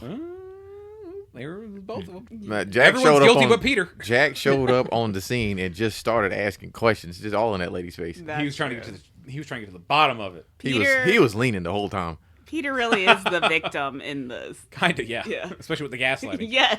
And the accident with the pencil. Oh God, yeah. He's the victim. Yeah. Well, this is where we finally get the truth from Lucy, or everyone gets the truth from Lucy. They had never met before that day on the tracks. They are not engaged. She wanted to tell them the whole time, but she was too nervous. She couldn't do it. And then the other thing that stopped her from doing it was she says, "I fell in love with you." And she's looking right at Peter Boyle. And he goes, he's like, "Ox." And he's like, "With me?" And she's like, "With all of you. I never had a family. Now I have a grandparent. I have a sister, parents." She's like, I was so happy. You were all so happy. I was too afraid to speak up. When does Ashley run up? Ashley runs up like right here. Okay. Right here, yeah. Because Gotcha. Ashley runs in. She's like, "I object to this." And there's a man with And they're her. like, get in line. Yeah. I think the priest says that. Yeah. And the man with Ashley goes, "I object to her objection." And someone says, "Who's that guy?" To which Peter responds very relaxed, very calm, or very matter-of-factly. Yep. He goes, "Well, that's Ashley's husband." And they're like, "You proposed to a married woman?" And he's like, well, yeah. Obviously. Duh. Oh, she also says to, this is also when Lucy walks out, right before Ashley gets there, and she turns to Peter and she goes, "Sorry about your carpet." And he goes, Yeah. What happened to my carpet?" Full circle, baby. Leave no stone unturned. Yeah. So now back at Lucy's place. Oh, and then they're like, are you okay, Grandma? Oh, you're right. Yeah. 'Cause Yeah. She's like, I'm sorry, Elsie, are you okay? She has the biggest grin on her face. She was like, this is better than Younger the Restless. She is more excited than the nurse. Right? Like, her heart is fine. She's enjoying the fuck out of this. She's like, what are you talking about? Why wouldn't I be happy right now? This is amazing. Yeah. Joe Jr. comes to visit Lucy at her place. He tells her, you should, get in touch with your feminine side. Don't start eating cookies and cakes. You'll blow like my Aunt Denise. You deserve better than that. And then she asks how Things are going. Phyllis on the third floor, And he starts to cry. starts to break down. And she's like, "Oh, it's okay. Come She on." hugs him and she's like, Well, he asked if she has any cookies. yes. She's like, "No, I don't have any cookies." And then she's like, do you want to come try on some shoes? And he's like, "Yeah." So Joe Jr. grew on me by the end. Oh yeah. He definitely I was changed. here for that friendship. Yeah. So I think now Lucy is actually going to go on vacation because she's back at work, and Celeste says she's going to miss her. It's her last day. So I can only assume she's about to take a vacation finally. I don't know. I thought she was quitting. I Maybe- honestly don't know because they never said. Well, she Yeah. probably has like so much PTO buildup. She probably is taking like a 3-week long vacation. or Jerry something would like probably, at some point, Jerry has to be like, go on vacation. We can't keep accumulating these hours. It looks like we're abusing you. Jack Please. might also have some good money. Who? Jack. Jack definitely has good money. Does he? He's been Yeah. running the business. Now he's got his side business. Yeah, he's been running a business and he's got his side business. Well, in this moment, when Celeste says that, she leaves the booth, and Lucy's sitting there, and people are putting in their subway tokens, and then a ring comes through. And she picks it up, and she looks at it, and she looks up through her window, and who is there? The Horde! The Because entire they're horde. all that. there except for The whole Peter. family. And he goes, Lucy, I need to ask you an important question. He's like, can I come in there? No, he's like, can I get a ticket? And he says it in the creepiest way ever. Can I get a ticket? Like, it was weird the way Oh, he said it. I don't Didn't remember he that. say that? I thought he said he had to ask her a question. Yeah, he had to ask Yeah, her a when question. he said I gotta ask you a question, that's when the voice and you were just Okay, like, it was I don't like the way he fucking asked weird. that. Yeah, it sounded very ominous. Yeah. I and gotta I ask was- you a question. Like the way that the sister tried to do it jokingly and he tried to do it jokingly, he failed. Yeah. Well, this is also kind of weird. Sounds like a real deal. The whole family coming to visit her on the train platform Right. while she's at work. Yeah. If Don't get this woman fired, please. If this was Etta and he asked that question like that, she'd have just flicked the ring right in the back of his face. Or hit the emergency button No. under the counter. Yeah. For the police. Help, help, help. Transit police. I gotta ask you a question. Flip. No, sir. And then she's like, Denied. Closed. Window closed. she's like, well, I need a token first. Yeah. Yeah, he's like, can I come in there? And you Not hear- without a token. You hear him slide a token in, and then the whole family's like, ooh. But he goes They're doing in. the SpongeBob thing. Meanwhile, there's a Yeah. line piling up behind the family as people are trying to wait to get to their train. It's fine. Can you get out of the way so I can get on the train, please? I got a family emergency here. Do they still do subway tokens? I thought they had the Metro cards The now. Metro cards. okay. Yeah. They look like a little dime. They did. They look very, very small. Yeah. Actually, they look kind of like they reminded me of the kind of batteries you put in a watch. Yes. They were that kind of. They were tiny. Yeah. But he goes in the booth Be and fucked if you lost that. oh gosh, Which is probably why they switched to Metro cards. probably. He goes in the booth and he says, "Marry me," and she's like, "Yeah." And he's like, "I love you." And the family is really And then they excited. fucked. It's been 10 days, maybe. I most. also thought it was moving. Like, that's it. I was like, It can't be more than 2 weeks. because I was like, y'all don't want to date first? Yeah, I was like, that was fast as hell. Well, they did date. And then they Etta's, did date, technically. Etta's just like, they bonded. And I'm like, get out. She was going to marry a man she knew nothing about. Well, that she was had- always her plan. She had So to now get she's the marrying a ruse man going. she barely knows, but she knows. A little bit The more. introduction to this one was he was conscious. Oh my god! I'm just saying. While you were conscious. When she introduced herself to Peter, he was not awake. Right. But we have the shot of them on the back of a subway train, and it has the just married banner on the back of And it. she has a better dress on. Thank Yeah. God. Yes. And they have our last bit of narration here is that they Peter- went to Italy for their honeymoon. yeah. They went to Florence, and Peter got her the stamp in her passport. Jack. I'm sorry, Jack. I keep doing that. Jack got her the stamp in her passport, and then Peter asked when she did knew they fall in love? that they fell in love, and she said while you were sleeping. Roll credits. And I was like, oh my god. The end. Yeah. And we drive off into the distance on our train. That's definitely when she hit the eye roll. Yes. I sure did. Yep. I was waiting for it the whole time. Yeah, while you were sleeping. Last line of the movie. It was while you were sleeping. Well, that's our movie. So I'm gonna save Erica for last here. Etta, would you if we had seen this movie today in the theater, would you have regretted seeing it? Today or when it came out? No. Today. It's always gonna be to us now in the moment. If we had seen this movie as we are now in the theater, would you have regretted it? Yes. Yeah? Yes. What'd you think about it? It was very cliche to me. It wasn't a bad movie, but I feel like it took a lot longer to get to the end than it should have, in my opinion. But it wasn't a bad movie. Sandra Bullock was wonderful. Like I said, she made that movie. But there was a lot of eye rolls. A lot of eye rolls. Jeremy, what about you? Would you have regretted seeing this in the theater? I don't think I would have, honestly. Really? Yeah, I don't think I would have. I had fun. Yeah. I had fun watching it and then talking about it. And harassing me about it. And harassing Etta about it. So, yeah, I don't think I would have regretted it. I would not have gone on my own. Like, I wouldn't have seen the trailer and be like, yeah, I'm going to go see that. I definitely would have gotten dragged there.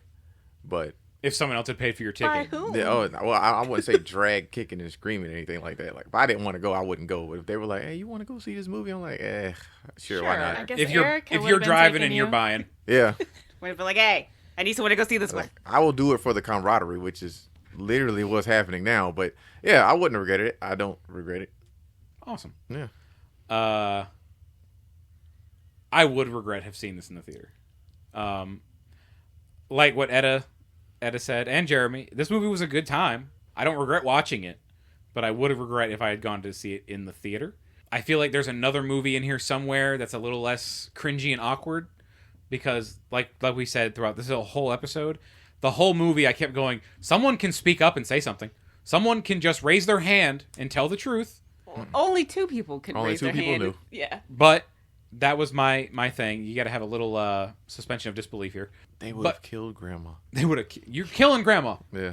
But no, all in all, I did like this movie, but I would not have been happy if I saw it in the theater. Down to our person who picked this film, Erica. What about you? Yeah, no, I wouldn't have regretted seeing this in theaters. Like, had I been of age to see this in the theater, I would have loved it. Because I did love it. I had a great time watching this. Like, both times I watched it, I was like, damn, this is really good. And I was, like, having, like, a good time while I was watching it. I was smiling. They had such good chemistry. Were you like, drinking? I was, in fact, drinking. I was drunk when we watched it last night, and then I continued to drink through it. And I was like, damn, this is a really great film. We were both sober the first time we watched it. Yeah, both sober the first time we watched it. And then the second Rough. time, we got Mexican for dinner, and I was like, large margarita, please, extra shot of tequila, and came home and drank some more. It was good. I had a really good time with this. I am going to keep this in my Christmas rotation because... Yeah, because without credits, this movie is about an hour 40. It was quick, and it didn't feel like it was an hour 40. It didn't take too long. No, I it was forgot quick. this was a Christmas movie. Somehow. There was Christmas everywhere. So I was going by the title while you were sleeping, and it made me think of the Christmas song, like He Sees You When You're Sleeping, and I was like, this is a little freaky. Okay, fair. They see him while he's sleeping. Yeah, they did. Yeah, everyone did, especially Mom. Yeah. Poor Mom. Well, that's She was like, it was bigger, or it was smaller last time I saw it. Nice. Damn. But his testicles were bigger. There was more of them. There was two of them. Yikes. So this movie came out in 1995. I was 3. If we It had was gone to fine. see this in the theater in 1995, it would have cost us $4.35 roughly. Not bad. No, not bad. This movie's currently on Disney Plus for free. Thank God. Right? Yeah. So this is our first movie in our Christmas Classics Rewind. In 2 weeks, we're actually going to be talking about a movie Jeremy picked for us. Oh, that's horror film. It is the 2000 Jim Carrey movie, How the Grinch Stole Christmas, Yee. which I have not seen in a very long time. Because it's so scary. Oh, You boy. haven't. very long time since Every I've seen this movie. Christmas. Every Christmas. I prefer the animated one I love the animated because it's only 30 minutes. Do watch That's the animated one every year. Yes. Please join us for that in 2 weeks. That's going to be a lot of fun. We've been getting to the theater. If you want to follow us on any of our social medias, they are Get2Theater, the number 2. Facebook, Instagram, Threads, Blue Sky, TikTok, YouTube. Go ahead and follow us on any of those places. And we look forward to seeing you guys next time. I'm Adam. I'm Erica. I'm Etta. I'm Jeremy. Watch your family while they sleep.